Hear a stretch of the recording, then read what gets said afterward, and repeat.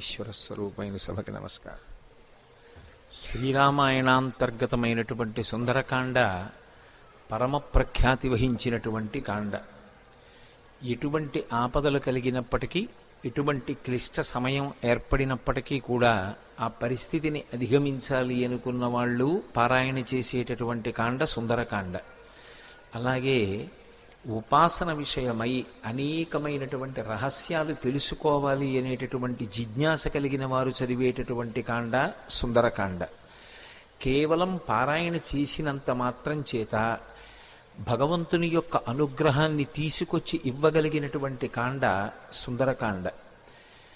అసలు జాతకంలో మృత్యువు తరువుకొచ్చేస్తుంటే, ఏదో ప్రమాదం జరిగి అపమృత్యువు ఏర్పడవలసినటువంటి పరిస్థితిలో కూడా సుందరకాండ పారాయణ చేసిన, సుందరకాండ చదువుకున్న, సుందరకాండ విన్న తప్పకుండా అంత గొప్ప మృత్యువు కూడా తొలగిపోతుంది అనేటటువంటిది అనేక సందర్భాల్లో నిరూపణం చేసినటువంటి కాండ సుందరకాండ. అందుకే లోకంలో విజ్ఞులైనటువంటి వారు ఒక మాట చెప్తారు.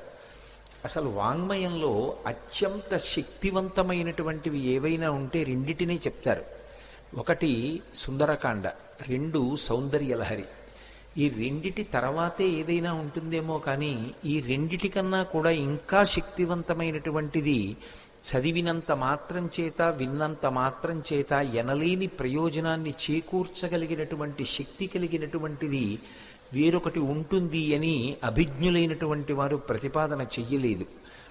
అంత శక్తివంతమైనటువంటి వాంగ్మయంతో, అటువంటి శ్లోకాలతో, మంత్రపూరితమైనటువంటి బీజాక్షరములతో కూడుకున్నటువంటి కాండ సుందరకాండ.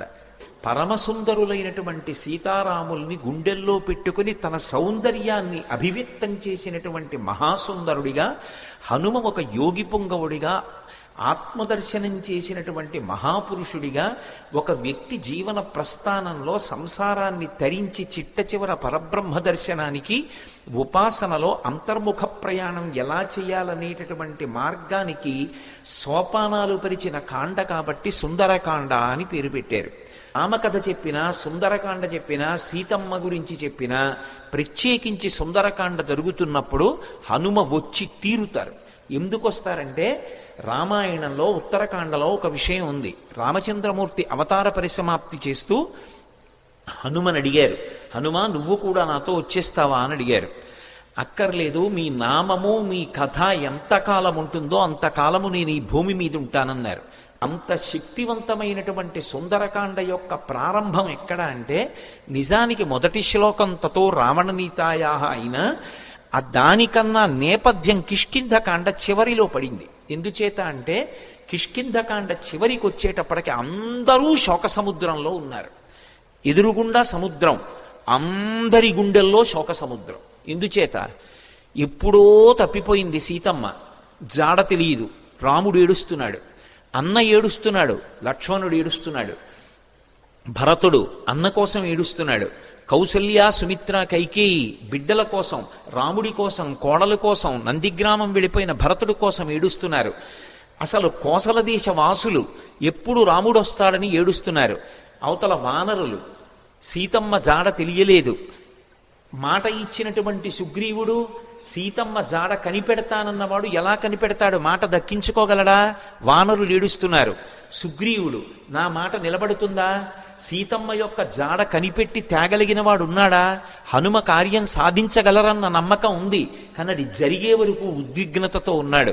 అందరి హృదయాలు కూడా అత్యంత ఉద్విగ్నతతో కూడుకున్నటువంటి సందర్భంలో ఉన్నాయి. దక్షిణ దిక్కుకు వెళ్ళినటువంటి అంగదుడి నాయకత్వంలో వెళ్ళినటువంటి వానర సమూహంలో హనుమ సభ్యులు. కానీ ఆ వెళ్ళినటువంటి బృందం ఒక పెద్ద బిలంలో చిక్కుపడిపోయింది. ఆ చిక్కుపడిపోయినటువంటి కారణం చేత సుగ్రీవుడిచ్చినటువంటి కాలం దాటిపోయింది. సుగ్రీవుడిచ్చినటువంటి కాలం దాటిపోయింది కాబట్టి వెనక్కి వెడితే సుగ్రీవుడు చంపేస్తాడు. సుగ్రీవాజ్ఞ, ఖచ్చితంగా తిరిగి రాకపోతే శిరచ్ఛేదం చేస్తానన్నాడు. వెనక్కి వెడితే సుగ్రీవుడు చంపేస్తాడు. అందుకని వాళ్ళకి బ్రతకాలనుంది, కానీ బ్రతకడానికి మార్గం లేదు. ఇది సుందరకాండ ప్రారంభం. కష్టమన్న మాటకి చిట్ట చివరి స్థితి ఏది అంటే, బ్రతకాలని ఉన్నా ఇక బ్రతకడానికి మార్గం లేదు. అంత పెద్ద కష్టంలో ఉన్నారు. వెనక్కి వెడితే సుగ్రీవుడు చంపుతాడు, ముందుకు వెళ్ళడానికి మార్గం తెలియదు, సీతమ్మ ఎక్కడుందో జాడ తెలియదు.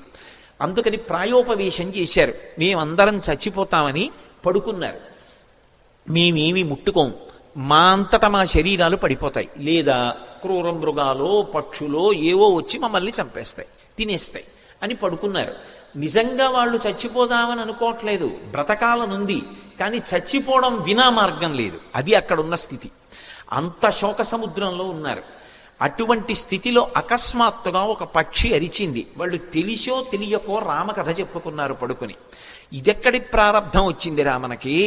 ఎక్కడో కోసల దేశానికి అయోధ్య రాజధాని. అయోధ్యని పరిపాలించిన వాడు దశరథుడా. దశరథుడికి 3 భార్యలా.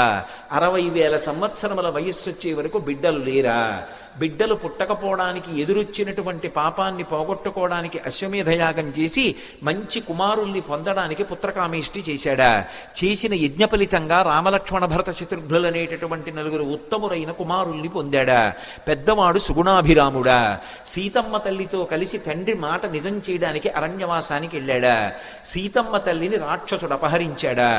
ఆ రామచంద్రమూర్తికి మన ప్రభువైన సుగ్రీవుడితో స్నేహం కుదిరిందా? వాలిని సంహరించి సుగ్రీవుడికి పట్టాభిషేకం చేశాడా? నీకెందుకు సీతమ్మ జాడ కనిపెడతానని మన ప్రభువైన సుగ్రీవుడు మాటిచ్చాడా? ఇచ్చిన మాట నిలబెట్టుకోవడానికి అన్ని దిక్కులకి వానరుల్ని పంపి మన ప్రారంధం కొద్దీ దక్షిణ దిక్కుకి మనని పంపాడా? మనం ఈ బిలంలో చిక్కుబడిపోయామా? సమయం దాటిపోయిందా? బ్రతకడానికి మార్గం లేక ప్రాయోపవేశం చేసి చచ్చిపోవడానికి సిద్ధపడుతున్నామా? మన కుటుంబాలు ఏమైపోతాయో, మన జాడ తెలియక ఎలా ఏడుస్తారో అని తెలిసో తెలియకో రామకథ చెప్పుకుంటున్నారు. అకస్మాత్తుగా ఓ పెద్ద పక్షి అరిచింది. ఎవడురా నా తమ్ముడైన జటాయువు పేరెత్తినవాడు అంది. వాళ్ళు కథాపరంగా జటాయువు పేరు చెప్పారు. వాళ్ళు చచ్చిపోదామని ఉంది, పక్షి వచ్చింది చంపేస్తుందేమో అన్నారు. అప్పుడు వెళ్ళి అడిగారు, ఎవరు నువ్వు అన్నారు. నేను జటాయువు యొక్క సోదరుడు సంపాతిని. నా రెక్కలు కాలిపోయాయి, నాకు రెక్కలు లేవు, నన్ను తీసుకెళ్ళండి సముద్రం దగ్గరికి, నా తమ్ముడు మరణించాడన్న వార్త తెలిసింది కాబట్టి నేను జలతర్పణ చేస్తానంది. జలతర్పణ చేసి మీరు ఎందుకు బాధపడుతున్నారని అడిగింది. సీతమ్మ జాడ తెలియదు అన్నారు. నేను సంపాతిని, నాకు విశేషమైనటువంటి దృష్టిశక్తి, నేను ఇక్కడ కూర్చుని చూస్తున్నాను, అదిగో లంకాపట్టణంలో సీతమ్మ ఉంది, నా మాట నమ్మండి, మీరు బయలుదేరండి, లంకలో అన్వేషించండి, మీకు సీతమ్మ కనపడుతుంది అంది. ఆ మాట సంపాతి చెప్పగానే కాలిపోయిన రెక్కలు మళ్ళీ వచ్చాయి కిష్కింధకాండ చివర్లో. అంటే రామకార్యం మీద వెడుతున్నటువంటి వాళ్ళకి మాట సాయం చేసినంత మాత్రం చేత కాలిపోయిన రెక్కలు మళ్ళీ పుట్టాయి. తెగిపోయిన రెక్క పెరగచ్చు, ఊడిపోయిన రెక్క మళ్ళీ అంటించచ్చు, ఏదో శస్త్రచికిత్స చేసి. అవి కాలిపోయాయి కాబట్టి ఇక మొలవు పక్షికి. కానీ అది చేసిన పని ఏమిటంటే రామకార్యం మీద వెడుతున్న వాళ్ళకి గుక్కెడు మంచినీళ్లు కాదు ఇచ్చింది, ఒక్క మాట సాయం చేసింది. మాట సాయం చేసినంత మాత్రం చేత కాలిపోయిన రెక్కలు వచ్చాయి. అంటే రామ కార్యం మీద వెడుతున్న వాళ్ళకి చేసేటటువంటి ఉపకారమునకు ఉండేటటువంటి బలం, రామ కథ తెలిసో తెలియకో చెప్పుకున్నంత మాత్రం చేత కలిగేటటువంటి ఫలం ఆవిష్కరించారు కిష్కింధకాండ చివరిలో. కాబట్టి ఇప్పుడు సంపాతి వాక్కులు విని వాళ్ళందరూ దక్షిణ సముద్రానికి ఉత్తర తీరంలో కూర్చున్నారు. 100 యోజనముల లవణ సముద్రాన్ని దాటి వెళ్ళాలి. ఎవరు 100 యోజనముల సముద్రాన్ని దాటి వెడతారు? అందరూ ఎవరి బలాన్ని వాళ్ళు చెప్తున్నారు. అందులో పెద్ద పెద్ద వానరులు ఉన్నారు. వాళ్ళందరూ ఏదో 30 అన్నారు, 40 అన్నారు, 50 అన్నారు, 60 అన్నారు, 70 అన్నారు. అంగదుడు అన్నాడు, నేను 100 యోజనములు దాటి లంకాపట్టణానికి వెడతాను, కానీ తిరిగి రాగలనో రాలేనో చెప్పలేనన్నాడు. అందరూ అంతమంది పరివారం ఉండగా, పరివారం ఇక్కడ కూర్చుంటే ప్రభువు వెళ్ళి కార్యం చేస్తుంటే ఇంకెందుకు ఈ పరివారం, అలా నువ్వు వెళ్ళకూడదన్నాడు పెద్దవాడు జాంబవంతుడు. మరి ఎవరు పెడతారు? ఒక్క స్వామి హనుమ మాత్రం సముద్ర తీరంలో మిగిలిన వానరులకందరికీ దూరంగా కూర్చుని రామనామ జపం చేస్తున్నారు. ఎందుకని? ఆయనకి చిన్నతనంలో శాపం ఉంది. దేవతలందరూ ఇచ్చినటువంటి వరముల చేత విపరీతమైన బలం ఏర్పడిపోయింది. ఆ బలం ఏం చెయ్యాలో తెలియక చిన్నతనంలో మహర్షులు మడిబట్టలు ఆరేసుకుంటే వాటిని చింపేసేవారు. యజ్ఞకుండాలు కనపడితే తిరగతోసేసేవారు. ఇప్పుడు ఈ పిల్లవాడికి ఇంత బలం అనవసరం, వీడు పెద్దవాడు అయిన తర్వాత వీడికి అవసరం వచ్చినప్పుడు గుర్తొస్తే చాలని వాళ్ళు శేపురీరం రఘుశ్రేష్ఠ నాతి క్రుద్ధాతి మన్యవ అంటారు ఉత్తరాఖండలో. వాళ్ళు ఏం కోపంతో కాదు, ఇప్పుడు ఎందుకు ఈ పిల్లాడికి ఇంత బలం, అవసరం వచ్చినప్పుడు గుర్తొస్తుంది. ఈ పిల్లవాడి బలాన్ని వీడికి మళ్ళీ జ్ఞాపకం చేస్తే వీడికి జ్ఞాపకం వచ్చి శాపం పోతుంది అని శాపం ఇచ్చారు. తన బలం తనకి తెలియదు. అందుకే వాలి తరువుకొస్తున్నప్పుడు కూడా కిష్కింధకాండలో సుగ్రీవుడు పారిపోతుంటే హనుమ కూడా వెళ్ళిపోయారు తప్ప వాలికి ఎదురు తిరగలేదు. తన బలం తనకి తెలియదు. ఇప్పుడు జాంబవంతుడు హనుమ దగ్గరికి వెళ్ళారు. వెళ్ళి, నాయనా హనుమ, వానరజాతి యొక్క పరువు ప్రతిష్టలన్నీ నీ చేతుల మీద ఉన్నాయి, ఇంతటి బలసంపన్నుడవి, ఈ లోకంలో ముగ్గురున్నారు గమనవేగం ఉన్నవారు, అంత వేగంగా వెళ్ళగలిగినటువంటి ప్రాణి నాల్గవది లేదు. మొట్టమొదటి వాడు వాయుదేవుడు నీ తండ్రి, రెండవ వాడు గరుత్మంతుడు, మూడవ వాడు నువ్వు. ఇంతటి వేగం కలిగిన వాడివి, ఇంత బలం కలిగిన వాడివి, ఇంత బుద్ధిబలం ఉన్నటువంటి వాడివి, నువ్వు వానరజాతి పరువు ప్రతిష్టలు రామకార్యం ఆలోచించకుండా చేతకాని వాడిలా ఇలా కూర్చుంటావా? నీ తల్లి పుంజకస్థల, ఆమె అప్సరస, ఒకానొక శాపకారణం చేత ఈ భూమి మీద జన్మించింది. ఈ భూమి మీద జన్మించి నీ తండ్రి అయినటువంటి కేసరికి భార్య అయింది. ఆమెకి వాయుదేవుని యందు ఔరసపుత్రుడిగా జన్మించిన వాడివి. పుట్టగానే అపారమైనటువంటి వేగంతో సూర్యమండలం వైపు ప్రయాణం చేసి ఉదయిస్తున్న సూర్యబింబం తినే ఫలం అనుకుని వెళ్ళావు. ఇంద్రుడు వజ్రం పెట్టి కొడితే హనువులంటే నీ యొక్క దవడ సొట్టబడి కింద పడ్డావు కాబట్టి నీకు హనుమ అని పేరొచ్చింది. ఆ పేరు ఉంచుకోవాలి అని ఇంద్రుడు పరమ సంతోషంతో తన మెడలో ఉన్న పద్మాల మాల పైకెత్తి ఊపి, ఈ పిల్లవాడికి ఇంకొక పేరు ఉండకూడదు, నా వజ్రం చేత పుట్టిన పిల్లవాడిని కొడితే ఎడమ దవడ సొట్టబడింది కాబట్టి ఈ పిల్లవాడికి హనుమ అని పేరుంటుందన్నాడు. దేవతలందరూ తమ శక్తులు ధారపోశారు. నీ అంత శక్తివంతుడు లోకంలో ఇంకొకడు లేడు. ఇంతటి వేగం కలిగిన వాడివి, ఇంత శక్తి కలిగిన వాడివి, నువ్వు ఇలా కూర్చుంటావా? ఒకప్పుడు నాకు కూడా ఎంతో బలం ఉండేది. వామనమూర్తిగా శ్రీ మహావిష్ణువు ఈ భూమ్యాకాశములనన్నింటినీ ఆక్రమిస్తే ఇంతంతైవటుడు ఇంతయై వరుయుతానింతై అభోవీధిపై అంతై తోయదమండలగ్రమణ కల్లంతై ప్రభారాశిపై అంతై చంద్రునకంతయై ధ్రువునిపై అంతై మహర్వాటిపై అంతై సత్య పదోన్నతుండకుచు బ్రహ్మాండంత సంవర్ధియ్యి అని పెరిగిపోతే ఆ వామనమూర్తికి త్రివిక్రమావతారానికి 21 మార్లు ప్రదక్షిణం చేశాను నేను. కానీ ఇప్పుడు వృద్ధుణ్ణైపోయాను, బడలిపోయాను, 100 యోజనములు దాటలేను. కాబట్టి పిల్లవాడివి, శక్తివంతుడవు, నువ్వు శక్తి పుంజుకొని బయలుదేరాలని జాంబవంతుడు హనుమతో మాట్లాడి ఒక మాట అన్నాడు. హనుమాన్ హరిరాజస్య సుగ్రీవస్య సమోహ్యపి రామలక్ష్మణయోశ్చాపి తేజసాచ బలీనచ. జాంబవంతుడు రామాయణంలో ఏదైనా చెప్పాడు అంటే దానికి ఒక ప్రమాణం ఉంటుంది. ఎందుకంటే సృష్టికర్త అయిన బ్రహ్మగారు ఆవలిస్తే బ్రహ్మగారి అంశతో బయటికి వచ్చినటువంటి వాడు. ఆయన అంటున్నాడు, హనుమాన్ హరిరాజస్య, ఓ హనుమ, నువ్వు వానరులకంతటికీ కూడా రాజుతో సమానమైన వాడివి. పేరుకి సుగ్రీవుడు రాజు, కానీ సుగ్రీవుడి కన్నా నువ్వు ఏ విషయంలో తక్కువ కాదు. సుగ్రీవుడే కాదు, రామలక్ష్మణయోశ్చాపి తేజసాచ బలీనచ, రామలక్ష్మణులతో కూడా నువ్వు తేజస్సులో బలంలో సమానమైనటువంటి వాడివి. అటువంటి వాడివి ఇలా కూర్చుంటావా? ఉత్తిష్ట హర్షార్దూల హరిషార్దూల లంఘవస్య మహార్ణవం పరాహి సర్వభూతానాం హనుమన్యా గతిస్తవ. ఓ హనుమ, నీవు నీ బలాన్ని జ్ఞాపకాన్ని తెచ్చుకొని పైకి లేచి ఈ సముద్రాన్ని దాటు. నువ్వు దాటుతున్నప్పుడు ఈ బ్రహ్మాండంలో ఉన్నటువంటి సమస్త భూతములు ఆశ్చర్యపోతాయి నీ గమనశక్తిని చూసి. ఆశ్చర్యపోయి భూతకోటి అంతా లేచి నిలబడి నమస్కరిస్తుంది. అంత వేగంతో వెళ్ళగలిగిన వాడివి. అటువంటి వాడివి ఇలా కూర్చోకూడదు. వానర జాతి పరువంతా నీ చేతిలో ఉంది. నువ్వు ఇవాళ వెళ్ళి సీతమ్మ దర్శనం చేసి వచ్చి ఆమె జాడ తీసుకొస్తే మనం వెళ్ళి మళ్ళీ సుగ్రీవుడికి చెప్తే, సుగ్రీవుడు రాముడికి చెప్తే, రాముడి వలన ఉపకారం పొందినటువంటి సుగ్రీవుడు ప్రత్యుపకారం చేశాడనేటటువంటి మాట నిజమవుతుంది. లేకపోతే మన ప్రభువు పరువు పోతుంది. ప్రభువు చేత పరిపాలింపబడిన వానర జాతి పరువు పోతుంది. ఇంతమంది పరువు నీ చేతిలో ఉంది. ఇంతమంది శోకాన్ని పోగొట్టగలిగిన వాడివి నువ్వే. నాయనా లే అని ఒక్కసారి ప్రచోదనం చేస్తే శాప విమోచనం అయిపోయింది. తెలియక ఒక మాట అంటుంటారు, హనుమకి తన బలం గుర్తు చెయ్యాలని. మనం ఇప్పుడు జ్ఞాపకం చెయ్యక్కర్లేదు. ఎప్పుడో కిష్కింధకాండ చివరిలో సుగ్రీవుడు చేసినటువంటి స్తోత్రం చేత హనుమ యొక్క ఆ శాపమంతా విమోచనం అయిపోయింది.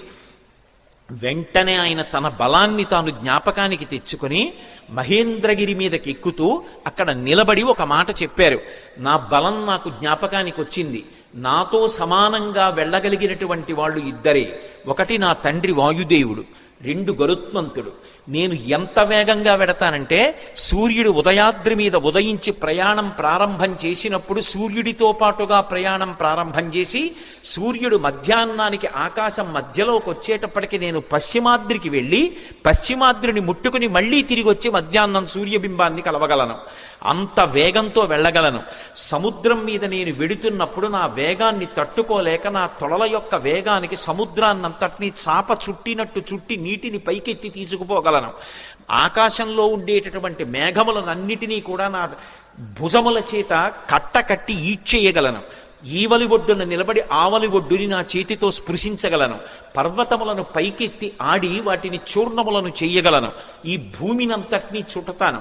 సముద్రాలన్నింటినీ కూడా కలచివేసి అవి తమ చెలియల కట్టలు దాటి ప్రవహించేలా చెయ్యగలను.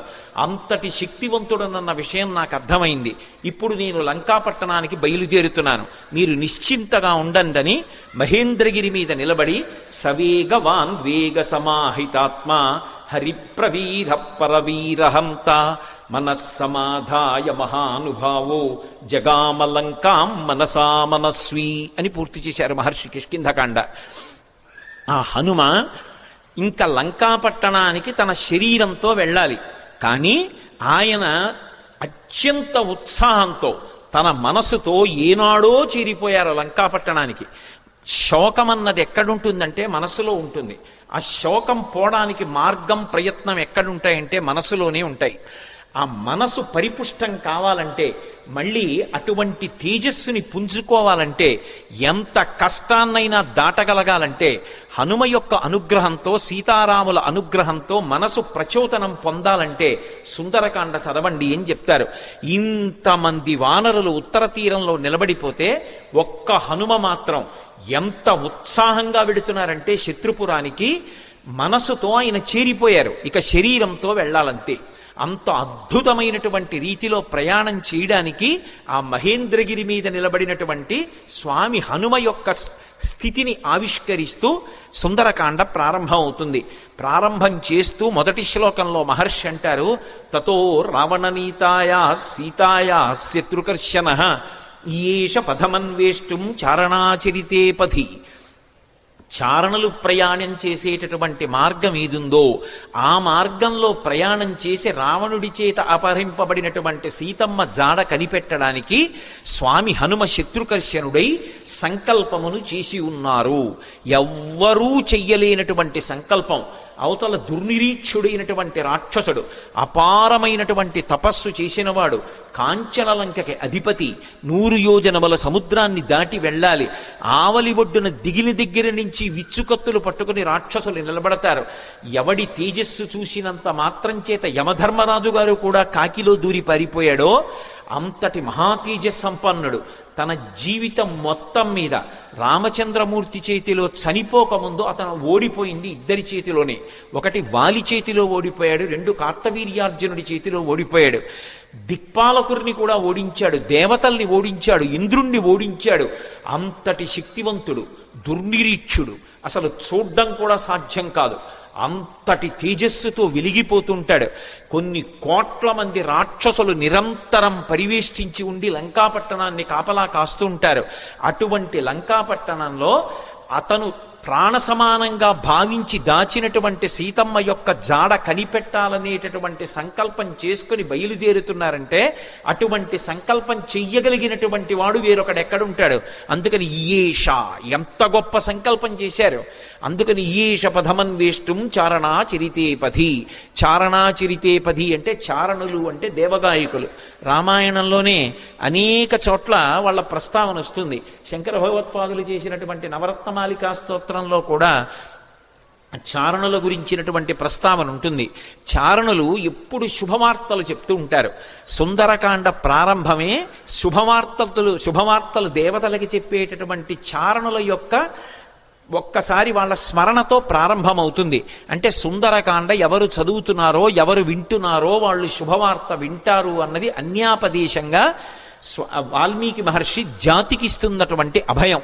ఆ చారణులు దేవగాయకులు, వాళ్ళు భూమికి దగ్గరగా తిరుగుతూ ఉంటారు, వారు భూమి మీద దిగరు, ఆకాశ మార్గంలో వెడుతూ ఉంటారు. అంటే స్వామి హనుమ సముద్రం మీద కాకుండా సముద్రానికి తగలకుండా ఆకాశ మార్గంలో వెళ్ళడానికి నిర్ణయించుకున్నారు అన్నది భావన. ఎందుచేత అంతటి శక్తివంతుడు, అంతటి గమనవేగం కలిగిన వాడు, గరుత్మంతునితో సమానమైన వాడు కాబట్టి ఆయన వెళ్ళగలరు ఆకాశంలో. కాబట్టి తతో రావణనీతాయా సీతాయా శత్రుకర్షణ ఈయేష పథమన్వేష్టం చారణా చరితే పథి.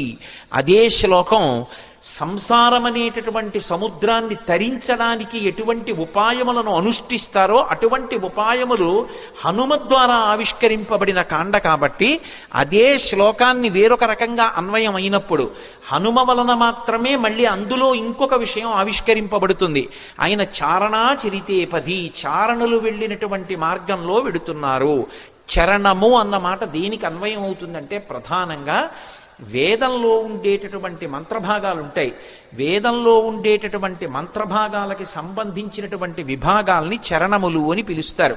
చారణ చరితేపథి అంటే వేదము చేత చెప్పబడినటువంటి సంప్రదాయబద్ధమైనటువంటి మార్గంలో ప్రయాణం చేసి బ్రహ్మ విద్యాస్వరూపిణి అయినటువంటి సీతమ్మ జాడ తెలుసుకోవడానికి ఒక గొప్ప ఉపాసకుడు ఉపాసన ప్రారంభం చేశాడు. అంతర్ముఖత్వాన్ని, లంక అనబడేటటువంటి ఈ శరీరం లోపలికి వెళ్ళి ఇక్కడే ఉన్నటువంటి సీతమ్మ యొక్క దర్శనానికి వెడుతున్నాడు. అలా వెడుతున్నవాడు మహాసాధకుడు, మహాపురుషుడు. ఆయన తప్ప మిగిలిన వాళ్ళు ఈ కంటితో ఎదురుగుండా ఉన్న వాటిని చూసి ఆనందపడుతుంటే, భోగం అనుభవిస్తుంటే, ఆయన ఈ కన్నులు మూసి వేదము చేత చెప్పబడినటువంటి మంత్రములను ప్రమాణంగా తీసుకుని చారణా చరితేపథి, ఆ వేదము చెప్పిన సంప్రదాయ పద్ధతిలో అంతర్ముఖత్వంతో లోపల ఉన్నటువంటి బ్రహ్మ విద్యాస్వరూపిణి అయినటువంటి జగన్మాత దర్శనానికి బయలుదేరుతున్నారు. ఇది చెప్పడం ఆ శ్లోకానికి ఉన్నటువంటి ఆంతరమైనటువంటి అర్థం. అందులో రావణ అన్న చోట మధ్యలో ఉన్నటువంటి వా గాయత్రీ మహామంత్రంలో ఉన్నటువంటి బీజాక్షరం. అక్కడికి వచ్చేటప్పటికి బీజాక్షరం ప్రతిపాదింపబడింది. గాయత్రీ మంత్రం ఒక్కదానికి ఒక ప్రత్యేకత. 24 అక్షరాలు బీజాక్షరాలే. 24 అక్షరాలకి ఋషులున్నారు, 24 అక్షరాలకి అధిష్టాన దైవాలున్నారు.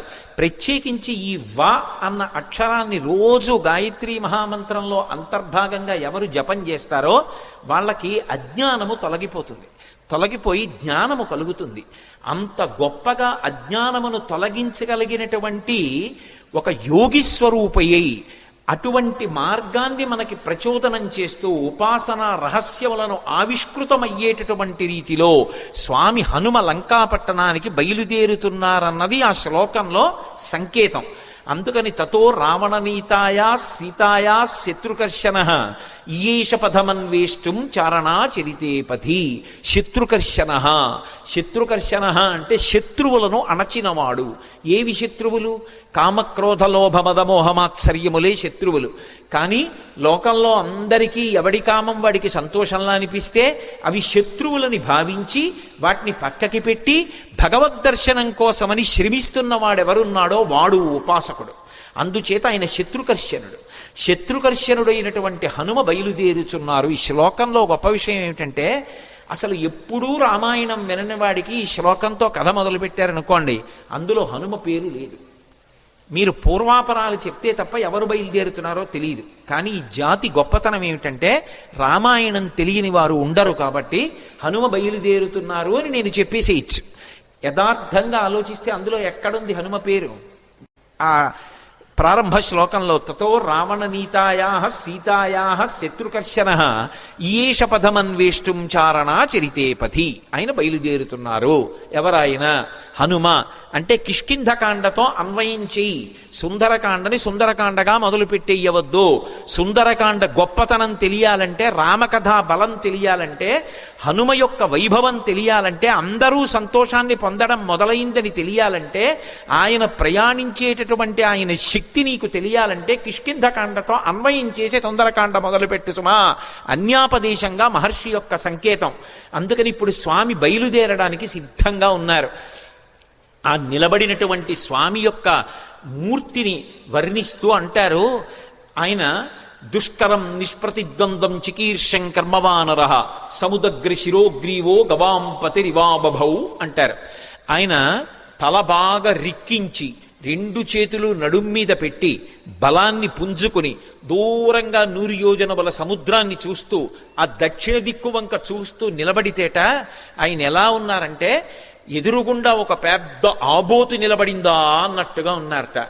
ఆబోతు నిలబడిందా అన్నట్టుగా ఉన్నారన్న దాంట్లో ఒక సంకేతం. ఆబోతు అంటే నందీశ్వరుడు. నందీశ్వరుడు అంటే లోపల ఆనందం పొందుతూ ఉంటాడు.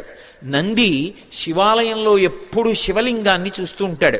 ఆయన దగ్గరికి వెళ్ళి మీరు మేళం చెయ్యండి, రోహిణీ కార్తెలో ఎండ రానివ్వండి, రోళ్లు పగిలిపోతుండనివ్వండి, హోరుమని వర్షం పడుతుండనివ్వండి, భక్తి ఎక్కువైపోయి ఆయన తోక కింద దీపం పెట్టండి, అరటిపండు ముక్క తీసుకెళ్ళి ఆయన మూతికి రాసేసి గాజు ఈగలు ముక్కులో దూరనివ్వండి, ఆయన తల కూడా ఇలా కనపడు. పృష్ఠభాగాన్ని ప్రపంచానికి ఇస్తాడు, దృష్టిని శివలింగం మీద పెడతాడు. దుష్కరం నిష్ప్రతిద్వందం చికీర్షం కర్మవానర సముదగ్ర శిరోగ్రీవో గవాంపతిరివాబభౌ. అసలు ఆ శ్లోకాన్ని చదవడం కష్టం. అంటే అది సామాన్యమైన విషయం కాదు సుమా, అందరూ చేయగలిగిన విషయం కాదు. కాంచనలంకలో రావణుని చేత బంధీకృత అయినటువంటి సీతమ్మ తల్లి దర్శనం చేస్తానని ధైర్యంగా సంకల్పం చేసి నిలబడగలగడమే అంత తేలికైన విషయం కాదు. అటువంటి సంకల్పం చేసినటువంటి వాడు కేవలం తాను ఆచరించవలసినటువంటి ప్రణాళిక మీద దృష్టి పెట్టి తాను 100 యోజనముల సముద్రాన్ని దాటి వెళ్ళవలసినటువంటి విషయం మీద ఆలోచిస్తున్నారు తప్ప పిరికితనం కాని, వెళ్ళగలనా అని కాని, వెళ్ళలేనా అని కాని, అసలు రెండవ ఆలోచనకి తావులేని రీతిలో శివాలయంలో నంది ఎలా ఉంటాడో అలా ఆబోతులా కొండ మీద నిలబడి ఉన్నారు. అలా ఆయన్ని చూస్తే నీటి మడుగు మధ్యలో నిలబడిన ఏనుగా అన్నట్టుగా ఉన్నారట. దుష్కరం నిష్ప్రతిద్వంద్వం చికీర్షం కర్మవానర సముదగ్ర శిరోగ్రీవో గవాంపతిరివాబభౌ అథ వైడూర్యవర్ణేషు షద్వలేషు మహాబల ధీర సలిలకల్పేషు విచచార యథాసుఖం అంటారు మహర్షి. అథ వైఢూర్యవర్ణేషు షద్వలేషు మహాబల. ఆకుపచ్చని రంగులో ఉన్నటువంటి మెత్తటి పచ్చిక బయళ్ళున్నాయి అక్కడ. ఆ పచ్చిక బయళ్ల మీద స్వేచ్ఛగా ధీర పరమధైర్యంతో కూడుకున్నటువంటి వారై యథేచ్ఛగా దాని మీద కాసేపు అటూ ఇటూ నడిచారట. ఆయన నడుస్తున్నప్పుడు ఆయన గుండెలకి ఉరిపిడి పడి అనేకమైనటువంటి చెట్లు కూలిపోయాయి. ఆయన యొక్క పదఘట్టనల చేత వచ్చినటువంటి శబ్దాలకి భయపడి క్రూర మృగాలన్నీ కూడా భయంతో పెద్ద రవం చేస్తున్నాయి. ఆయన మాత్రం ధీరుడై పచ్చిగడ్డిలో అటూ ఇటూ తిరిగారు. అంటే లౌకికమైనటువంటి భోగములను త్రోసిరాజని శరీరం ఎంత క్లేశం పొందినా ఒకప్పుడు పాతాళలింగం దగ్గర కూర్చుని ధ్యానం చేస్తున్నటువంటి భగవాన్ రమణుల తొడల కింద తేళ్లు జెర్రిలు చేరి కరిచేస్తే నెత్తురు కారిపోయి మాంసం బయటికొచ్చి అట్టలు కట్టినా స్పృహలేక అన్ని భోగములను విసర్జించి కటిక చీకట్లో ముళ్ళకంపల్లో భగవద్దర్శనాన్ని అపేక్షిస్తూ ధ్యానమనందు నిలబడిపోయినటువంటి భగవాన్ రమణుల యొక్క స్థితి ఎలా ఉంటుందో అలా సమస్త భోగములను త్రోసిరాజని శరీరం ఎంత క్లేశపడినా భగవద్దర్శనాభిలాషి అయి ఆ లంకాపట్టణాన్ని చేరడానికి సీతామాత దర్శనానికి ఉద్యుక్తులవుతున్నటువంటి హనుమ యొక్క ఆ తిరుగులేనటువంటి విశ్వాసమునకు ఆయన యొక్క నిర్ణయానికి ప్రతీకగా నిలబడినటువంటి ఆ బాహ్య స్థితిని ఆవిష్కరిస్తుంది శ్లోకం. అందుకని అథ వైడూర్యవర్ణేషు షద్వలేషు మహాబల ధీర సలిలకల్పేషు విచచార యథాసుఖం. ఆయన బయలుదేరడానికి సిద్ధపడి ఒక్కసారి దక్షిణ దిక్కు వంక చూశారు. హనుమ సంప్రదాయాన్ని నేర్పుతున్నారు, లేదా రామాయణము వేదోపబృంహణము మనం ఎలా బ్రతుకాలో నేర్పుతుంది. సూర్యాయ సూర్యభగవానుడికి నమస్కారం. వెడుతున్న కార్యం లంకాపట్టణానికి వెళ్ళి సీతమ్మను అన్వేషించాలి. శరీరంలో అవయవాలకు బలం ఉండాలి, అవతల శత్రువుల్ని మర్దించాలి, రావణుడితో మాట్లాడాలి, సీతమ్మ దర్శనం చెయ్యాలి. దీనికి ఇంద్రియములన్నిటికీ కూడా పటుత్వం ఉండాలి. సమస్త ఇంద్రియములకు పటుత్వమునివ్వగలిగినటువంటి మహేంద్రుడికి నమస్కారం. సూర్యాయ మహేంద్రాయ పవనాయ, ఈ శరీరాన్నిచ్చినటువంటి నా తండ్రి వాయుదేవుడికి నమస్కారం. స్వయంభువే, స్వయంభువే అంటే బ్రహ్మగారిని ఒక అర్థం, లేదా రామచంద్రమూర్తికే నమస్కారం చేశారని ఒక అర్థం.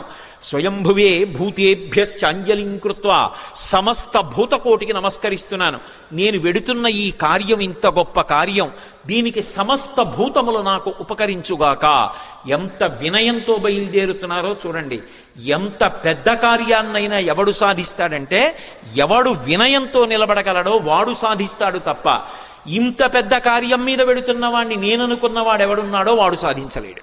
ఇన్ని కోట్ల మంది వానరులు చెయ్యలేని పని చెయ్యడానికి ఆయన ఒక్కడెడుతున్నాడు. కానీ మీరు చెయ్యలేని దానికి నేను ఎడుతున్నానంట లేదు. ఇంత పెద్ద కార్యానికి నేను వెడుతున్నాను కాబట్టి మీరందరూ నాకు ఉపకారం చెయ్యాలి, మీరు లేని నేను చెయ్యలేను. భూతేభ్యశ్చంజలిం కృత్వా చకార గమనేమతిం. కానీ వెడుతున్నది దక్షిణ దిక్కుకు వెడుతున్నారు. ఏదైనా శుభకార్యం ప్రారంభం చేస్తూ దక్షిణ దిక్కుకి తిరిగి నమస్కారం చెయ్యకూడదు. ఒక్క సంధ్యావందనంలో మాత్రం దిగ్దేవతా నమస్కారం అని చేస్తాం. చేసినప్పుడు 4 దిక్కులకి పైకి కిందకి కూడా నమస్కారం చేస్తాం. ఉత్తప్పుడు ఎప్పుడూ కూడా దక్షిణ దిక్కుకి తిరిగి నమస్కారం చేయకూడదు. అలా చేస్తే అది పితృలోకాధిపతి అయినటువంటి యమధర్మరాజు గారికి అందుతుంది. అందుకని దక్షిణ దిక్కుకి నమస్కారం చెయ్యరు. కాబట్టి దక్షిణానికి చెయ్యకూడదు. కాబట్టి సంప్రదాయంలో తేజస్సు పెరగాలి అంటే తూర్పు దిక్కుకి తిరిగి నమస్కారం చెయ్యాలి. అంజలిం ప్రాముఖ కుర్వన్ పవనాయాత్మయోనయే తతో హి వహృదే గంతుం దక్షిణో దక్షిణాం దిశం. దక్షిణ దిక్కుకు వెళ్ళడానికి తన శరీర బలాన్నంతటినీ కూడా పుంజుకుని శరీరాన్ని పెద్దదిగా పెంచే ముందు ఒక్కసారి తూర్పుకి తిరిగారు. దక్షిణానికి ప్రయాణం. కానీ తూర్పుకి తిరిగి అంజలి ఘటించారు సూర్యనారాయణమూర్తికి. అంజలి ఘటించి తన తండ్రి అయినటువంటి వాయుదేవుడికి ఇంకొక్క మారు నమస్కారం చేశారు. శరీరాన్నిచ్చినటువంటి తండ్రి అంటే శంకరాయచ మయస్కరాయచ అంటుంది. పరమశివుడు ఇంట్లో తిరిగితే కరచనాదులతో అదే తండ్రి. అటువంటి తండ్రి రూపంలోనే పరమేశ్వరుడు తిరుగుతూ ఉంటాడు అని. అటువంటి తండ్రికి వేరొక్క పర్యాయం నమస్కారం చేశారు. అంజలిం ప్రముఖ కుర్వన్ పవనాయత్మయోనయే తతో హి వవృతే గంతుం దక్షిణో దక్షిణాం దిశం. ఇప్పుడు ఇక బయలుదేరాలి. పెద్ద శరీరాన్ని పర్వతంలా పెంచారు. పెంచి ఇక బయలుదేరడానికి సిద్ధపడుతూ సచచాలాచలశ్చాపి ముహూర్తం కపిపీడిత తరూణాం పుష్పితాగ్రాణాం సర్వం పుష్పమశాతయత్ గిరిణా పీడ్యమానేనా పీడ్యమానాని సర్వశః గుహావిష్టాని భూతాని వినేదుర్వికృతైశ్వరైః తాస్తథా సవిషైర్దష్టా కుపితైస్తైర్మహాశిలాః జజ్జ్వల పావకో దీప్తా బిబిదుశ్చ సహస్రధా యాని ఔషధజాలాని తస్మిన్ జాతాని పర్వతే విషఘ్నాన్యపి నాగానాం నశేకుష్యమితుం విషం అన్నారు మహర్షి. ఎంత అద్భుతంగా వర్ణించారో. పర్వతాకారుడై నిలబడి ఆ మహేంద్ర పర్వతాన్ని తన 2 పాదముల చేత గట్టిగా పీడించారు. ఆ తొక్కి పట్టేటప్పటికి గుహలన్నీ కూడా మూసుకుపోయాయి. ఆ మూసుకుపోయే ముందు ఆ పర్వతం కదిలింది. కదిలి చెట్లకున్నటువంటి పువ్వులన్నీ రాలిపోయాయి. ఆ రాలిపోయినటువంటి పువ్వులన్నీ ఆయన ఒంటి మీద మహేంద్రగిరి మీద పడ్డాయి. ఇది మహేంద్రగిరి పుష్పాల కొండ అనిపించింది. ఆయన ఒళ్ళంతా పువ్వులు. ఇంకొంచెం నొక్కారు. గుహావిష్టాని భూతాని వినేదుర్వికృతైశ్వరైః. అందులో పెద్ద పులులు, సింహాలు, రకరకాలైన క్రూర జంతువులు ఉన్నాయి. ఆ గుహల్లో పడుకున్నాయి. ఎప్పుడైతే గుహ నొక్కుకుపోతోందో అవి బయటికి పారిపోదామని లేచి బయటికి వస్తున్నాయి. నడుందాకా బయటికి వచ్చేటప్పటికి గుహ నొక్కుకుపోయింది. సగం శరీరం లోపలుండిపోయింది, సగం శరీరం బయట ఉండిపోయింది. అప్పటి వరకు ప్రశాంతంగా ఉన్నటువంటి మహేంద్రగిరి ఒక్కసారి క్రూర మృగాల యొక్క పెద్ద పెద్ద అరుపులతో కొండంతా నిండిపోయింది. ఉత్తరక్షణం ఆశ్చర్యపోయారు. ఏమైంది ఈ కొండకి? ఈ కొండ బద్దలైపోతోందా? ఎవరైనా రాక్షసులు వచ్చి దీన్ని భేదిస్తున్నారా అని. అంత పెద్ద అరుపులతో నిండిపోయింది. ఇంకా గట్టిగా నొక్కారు. నొక్కేటప్పటికీ శాస్తదాస విషైర్దష్టాః కుపితైస్తైర్మహాశిలాః. అందులో పెద్ద పెద్ద నాగుపాములు కలుగుల్లో పడుకునున్నాయి. విషాలతో కూడుకున్నటువంటి సర్పములు, అనేకమైన సర్పములు ఉన్నాయి. ఇందాక గుహలు నొక్కుకున్నాయి. ఇప్పుడు చిన్న చిన్న కన్నాలు, కలుగులు కూడా నొక్కుకుపోతున్నాయి పర్వతం తొక్కేస్తుంటే. ఆ కలుగుల్లో ఉన్నటువంటి పావులన్నీ బయటికి బుస్ అని పైకొచ్చాయి. సగం పైకొచ్చేటప్పటికే ఆ కలుగు నొక్కుకుపోయింది. నడుం దగ్గర నుంచి లోపలకు ఉండిపోయింది, మిగిలింది పైకుండిపోయింది. వాటికి విశేషమైన ఆగ్రహం వచ్చి పడగలు విప్పాయి. ఆ పడగలు విప్పేటప్పటికి నల్లటి స్వస్తికాకారాలు కనపడుతున్నాయి. ఒక్కసారి మహేంద్రగిరి అంతా పావులన్నీ పడగలు విప్పితే స్వస్తికాకారంతో పావుల పడగలు కనపడుతుంటే విచిత్రమైనటువంటి శోభని పొందింది. ఆ పడిపోతున్నప్పుడు బంగారు శిలలు, వెండి శిలలు కిందకు పడిపోతుంటే అవి ఉరుసుకున్నప్పుడు కొండంతా ఎక్కడ చూసినా బంగారు గీతలు, వెండి గీతలు, పచ్చగా తెల్లగా గీతలు పడిపోయింది. ఈ బయటికి వచ్చేసినటువంటి పావులు ఇవన్నీ ఎంతసేపట్లో, నేను వర్ణించినంతసేపు పట్టదు, ఒక్క క్షణకాలంలో బయటికి వచ్చినటువంటి పాములు తమ పడగలు విప్పి ఆ బాధ తట్టుకోలేక పక్కన ఉన్నటువంటి శిలల్ని కాటువేశాయి. వాటి విషం వచ్చి శిలలకి తగిలేటప్పటికీ ఆ శిలల్లోంచి అగ్నిహోత్రం పుట్టి ఒక్క క్షణంలో మహేంద్రగిరి అంతా కూడా అగ్నిహోత్రంలో తగలబడిపోతోంది. అక్కడ అనేకమైనటువంటి ఓషధులు ఉన్నాయి. యాని ఔషధజాలాని తస్మిన్ జాతాని పర్వతే విషఘ్నాన్యపి నాగానాం నచేకుష్యమితుం విషం. ఆ ఓషధులు పాముల యొక్క విషాన్ని పోగొట్టగలవు, కానీ అంత గొప్ప కాట్లు వేస్తే పుట్టినటువంటి విషంలోని అగ్నిహోత్రాన్ని అక్కడ ఉన్నటువంటి పాములు ఏవీ కూడా, అక్కడ ఉన్నటువంటి ఓషధులు ఏవీ కూడా ఆర్పలేకపోయాయి. పొగ్గున మంటలు మండిపోతున్నాయి. ఒక పక్క గుహల్లో సగం శరీరాలు ఉండిపోయాయి. ఈ పావులు, క్రూర జంతువులు ఈ వేడి ఎక్కడ లేని అరుపులు అరుస్తున్నాయి. అలా అరుస్తున్నటువంటి సమయంలో అక్కడ విద్యాధరులు, గంధర్వులు మొదలైనటువంటి వాళ్ళు బంగారు పాత్రలు తెచ్చుకుని అందులో మద్యం పోసుకుని మంచి మంచి మాంసాలు తెచ్చుకుని తింటూ ఎద్దుల యొక్క తోళ్లు భూమి మీద పరుచుకుని తమ కాంతలతో కలిసి కూర్చుని మాంసం తింటూ మద్యం సేవిస్తున్నారు. అకస్మాత్తుగా కొండ కదిలిపోయింది. దర్శయంతో మహావిద్యాం విద్యాధర మహర్షయ సహితాస్తస్తురాకాశే వీక్షాంచకృష్య పర్వతం. దర్శయంతో మహావిద్యాం అంటారు మహర్షి. విద్యాధరులు, గంధర్వులు తమ యొక్క మహావిద్యని ప్రదర్శించారు. ఏమిటా మహావిద్య అంటే, కొండంతా కదిలిపోయి పావులన్నీ పైకి లేచి క్రూర మృగాలు అరిచి చెట్లన్నీ అకస్మాత్తుగా పువ్వులు కురిసేసి పెద్ద పెద్ద అరుపులరిచి అగ్నిహోత్రం పుట్టేసింది. బంగారు పాత్రలు వదిలేశారు, మద్యం వదిలేశారు, ఆహారం వదిలేశారు, ఎద్దుల తోళ్లు వదిలేశారు. భార్యల్ని మాత్రం చంకలో పట్టుకుని అకస్మాత్తుగా ఆకాశంలోకి ఎగిరిపోయి ఆధారం లేకుండా వాళ్ళు ఆకాశంలో నిలబడ్డారు. నిలబడి కాలిపోతున్నటువంటి మహేంద్రగిరిని చూశారు. చూసి ఆశ్చర్యపోయి వీక్షాంచకృష్య పర్వతం, ఏమి ఈ కొండ బద్దలైపోతోందా, ఏమి ఎవరూ కనపట్టలేదు, ఏమైంది ఈ కొండకు, అసలు ఏం జరిగి అకస్మాత్తుగా మహేంద్రగిరి ఇలా అయిపోతోందని తెల్లబోయారు. వాళ్ళు అలా తెల్లబోతుండగా మహర్షులు, దేవగాయకులైనటువంటి చారణులు మొదలైనటువంటి దేవతల సంఘాలుగా నిలబడి చెప్పుకుంటున్నారు. ఏష పర్వత సంకాచో హనుమాన్ మారుతాత్మజ తితీర్షతి మహావేగ సముద్రం మకరాలయం. మొసళ్లతో కూడుకున్నటువంటి, రాక్షసులతో కూడుకున్నటువంటి 100 యోజనముల లవణ సముద్రాన్ని తాను దాటి వెళ్ళి వానరజాతి పరువు ప్రతిష్టలు నిలబెట్టి సీతమ్మ జాడ తెలుసుకుని రామచంద్రమూర్తికి నివేదించడానికి పర్వత శరీరుడైనటువంటి స్వామి హనుమ పరాక్రమాన్ని పుంజుకుని దీన్ని లంఘించడానికి సిద్ధపడుతున్నారు. ఆశ్చర్యం, ఎవరి కోసం ఇంత కష్టపడుతున్నారు? రామార్థం వానరార్థం చకీర్షం కర్మదుష్కరం సముద్రస్య పరంపారం దుష్ప్రాపం ప్రాప్తుమిచ్చతి. రాముడి కోసం, వానరుల కోసం స్వార్థత్యాగం చేసి తాను ఇంత క్లేశపడుతూ ఈ సముద్రాన్ని దాటడానికి అదిగదిగదిగో స్వామి హనుమ బయలుదేరుతున్నారని ఆ విద్యాధరులందరూ లేచి నిలబడి ఆయనకి నమస్కరించి స్తోత్రం చేస్తున్నారు. ఇక బయలుదేరడానికి సిద్ధపడ్డారు. ఒక్కసారి తన బలాన్నంతటినీ పుంజుకున్నారు. ఒంటి మీద ఉన్నటువంటి వెంట్రుకలన్నీ నిక్కపొడుచుకున్నాయి. చెవులు రిక్కించారు. కళ్ళు 2 దృష్టి నిలబెట్టి 100 యోజనముల సముద్రం వైపు చూశారు.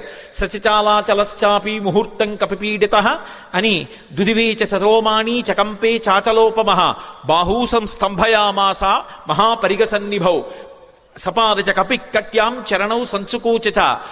ఆయన వెంటనే ఆ ఒంటి మీద వెంట్రుకలు నిక్కపొడుచుకుని ఉన్నాయి. ఆ తోక ఒక్కసారి ఇలా పైకెత్తారు. గరుత్మంతుడు సముద్రం మీద వెడుతూ పావుని తన్నుకుపోతున్నప్పుడు ఎలా ఉంటుందో అలా ఉన్నటువంటి తోకని జొలిపించి నేలకేసి కొట్టారు. కొట్టి ఆ 2 చేతులు పైకెత్తి ఇలా పరిగలు బిగించినట్టు బిగించారు. మహాపరిగసన్నిభౌ సపాదచ కపికట్యాం చరణౌ సంచుకోచ. కాళ్ళు వంచారు, మోకాళ్ళు కొద్దిగా కిందకి ఉంచారు, నడుం సన్నం చేశారు, హృదయాన్ని బాగా విశాలం చేశారు. మార్గమాలోకయం దూరాదుర్ధం ప్రణిహితేక్షణ రురోధ హృదయే ప్రాణాన్ ఆకాశమవలోకయన్. ప్రాణవాయువుని లోపల బంధించారు. దృష్టి బాగా నిలబెట్టారు, చెవులు రిక్కించారు, ఇక ఎగరడానికి సిద్ధపడుతున్నారు. పాదములతో తొక్కి పెట్టి ఉంచారు, మోకాళ్ళు వంగి ఉన్నాయి, నడుం సన్నగా ఉంది, తొడలలోకి శక్తినంతటినీ పుంజుకున్నారు. ఇక ఎగరబోతూ కిందకి చూశారు. చిన్న చిన్న రూపాలతో కొన్ని లక్షల వానరములు స్వామికి నమస్కారం చేస్తూ శుభం కలగాలని, వానరజాతి పరువు నిలబడాలని స్తోత్రం చేస్తున్నాయి. వాళ్ళ వంక చూసి ప్రతిజ్ఞ చేశారు. తతో రావణనీ నేను బయలుదేరే ముందు యథా రాఘవ నిర్ముక్త శరశ్వసన విక్రమ గచ్చేతత్పద్గమిష్యామి లంకాం రావణపాలితాం నహి ద్రక్ష్యామి ఇది లంకాయాం జనకాత్మజాం అనేన విహివేగేన గమిష్యామి సురాలయం బద్ధ్వా రక్షత రాజేన మానయిష్యామి రావణం సర్వదా కృతకార్యోహామేష్వామి సహసీతయా అన్నారు. నేను ఇప్పుడు బయలుదేరి వెళ్ళేటప్పుడు నా శక్తితో వెళ్ళటం లేదు. రామచంద్రమూర్తి తన ఎడమ చేత్తో బంగారు కోదండాన్ని పట్టుకుని అక్షయ బాణతూణీరంలోంచి బాణాన్ని తీసి కుడి చేతితో వింటినారికి సంధించి ఆకర్ణాంతంలాగి విడిచిపెట్టబడినటువంటి రామబాణం మధ్యలో ఆగకుండా వెళ్లి లక్ష్యం మీద ఎలా పడిపోతుందో అలా రామచంద్రమూర్తి యొక్క అనుగ్రహాన్ని పొందినటువంటి నేను లంకాపట్టణం మీద వెళ్లి పడతాను. ఆ పడిన తరువాత సీతమ్మ జాడ కనిపెట్టడానికి అన్వేషిస్తాను. ఒకవేళ నాకు సీతమ్మ జాడ దొరకకపోతే 10 తలలు కలిగినటువంటి రావణాసురుణ్ణి బంధించి తీసుకొచ్చి ప్రస్రవణ పర్వత చక్రముల మీద కూర్చున్న రామచంద్రమూర్తి పాదముల దగ్గర పడేసి వాడి చేత నిజం కక్కిస్తాను. ఒకవేళ రావణుడు కూడా కనపడకపోతే అక్కడి నుంచి స్వర్గలోకానికి వెళ్లి స్వర్గలోకంలో కూడా సీతమ్మను అన్వేషిస్తాను. స్వర్గంలో కూడా సీతమ్మ కనపడకపోతే తిరిగి వచ్చి రావణ యొక్క లంకాపట్టణాన్ని పెళ్లగించి చేత్తో పట్టుకుని తీసుకొచ్చి సుగ్రీవుడి యొక్క సన్నిధానంలో నిలబెడతాను. అటువంటి బలాన్ని పుంజుకుని నేను బయలుదేరుతున్నాను, మీరు బెంగ పెట్టుకోకండి, రామకార్యాన్ని సాధిస్తాను. ఈషా ధృతి, ఆ పట్టుదలతో ప్రతిజ్ఞ చేసి ఇక బయలుదేరడానికి సిద్ధపడ్డారు. ఒక్కసారి ఎగిరేటప్పటికి ఊరు వేగోద్ధత వృక్షా ముహూర్తం కపిమన్వయం ప్రస్థితా దీర్ఘమధ్వానం సబంధుమివ బాంధవాహ. ఆయన ఒక్కసారి సముద్రం మీదకి ఏటవాలుగా తెల్లవారుజాము కాలంలో ఎగిరితే కొన్ని వందల సంవత్సరముల నుంచి ఆ పర్వతం మీద పెరుగుతున్నటువంటి మహావృక్షములు కూడా కూకటి వేళ్లతో సహా పెకలింపబడి ఆయన తొడల వేగానికి ఆయనతో పాటుగా వెళ్ళి కొంత దూరం వెళ్ళిన తరువాత ఇక ఆ వేగంతో వెళ్ళలేక సముద్రంలో పడిపోయాయి. చిన్న చిన్న చెట్లు చాలా దూరం వెళ్ళాయి. ఆ వెళ్ళడం ఎలా ఉందంటే, ముఖ్యమైనటువంటి బంధువులు దూర ప్రదేశానికి ప్రయాణం చేస్తుంటే అనుగమించి కొంత దూరం వెళ్ళి వీడ్కోలు పలికి వెనక్కి వస్తున్నటువంటి బంధువుల సమూహమా అన్నట్లుందిట. మహారాజుని అనుగమించి మహారాజు వెంట పెడుతున్నటువంటి సైన్యమా అన్నట్టుగా ఉందిట. ఒక దాంట్లో నిర్బంధం, ఒక దాంట్లో ఐచ్ఛికం. బంధువులు వెళ్ళేటప్పుడు స్వచ్ఛందంగా వెడతారు, సైన్యం వెళ్ళేటప్పుడు రాజుని అనుగమించాలి, రాజాజ్ఞ. ఎలా వెడతారో అలా వెడుతున్నారు. అలా వెళ్ళి ఆ చెట్లన్నీ కూడా బరువైనటువంటి చెట్లు ముందు పడిపోయాయి, తేలికైన చెట్లు చాలా దూరం హనుమతో పాటు వెళ్ళాయి. ఇన్ని చెట్లు ఏకకాలంలో పైకి లేచిపోయి ఆయనతో పాటు వెళ్ళిపోతుంటే ఈ చెట్లకున్నటువంటి పువ్వులన్నీ కూడా పడిపోతే స్వామి శరీరం నిండా ఎక్కడ చూసినా పువ్వులు, ఆకులు, మొగ్గలు అలంకృతమైపోయాయి. అలంకృతమైపోతే ఆయన ఎలా ఉన్నారంటే, మెరుపులతో కూడుకున్నటువంటి మేఘం ఆకాశంలో ప్రయాణం చేస్తే ఎలా ఉంటుందో అలా ఉన్నారు. ఆ పువ్వులన్నీ కూడా సముద్రంలో పడ్డాయి. ఆ సముద్రంలో పడినప్పుడు ఆ సముద్రం అంతా పువ్వులతో కూడి నక్షత్రములతో కూడుకున్న ఆకాశం భూమి మీదకి వస్తే ఎలా ఉంటుందో సముద్రం అలా ఉంది. అంత వేగంతో ఆయన వెళ్ళిపోతున్నప్పుడు ఆ గాలి ఆయన యొక్క బాహుమూలములలోంచి అంటే సంకలలోంచి వెనక్కి వెడుతున్నప్పుడు విచిత్రమైనటువంటి రవం చేస్తోంది. యథేచ్ఛగా ఆకాశంలో వెళ్ళిపోతూ పిబన్నివ బభౌచాపి సౌర్మిమాలం మహార్ణవం పిపాసరివచాకాశం దదృశేష మహాకపి.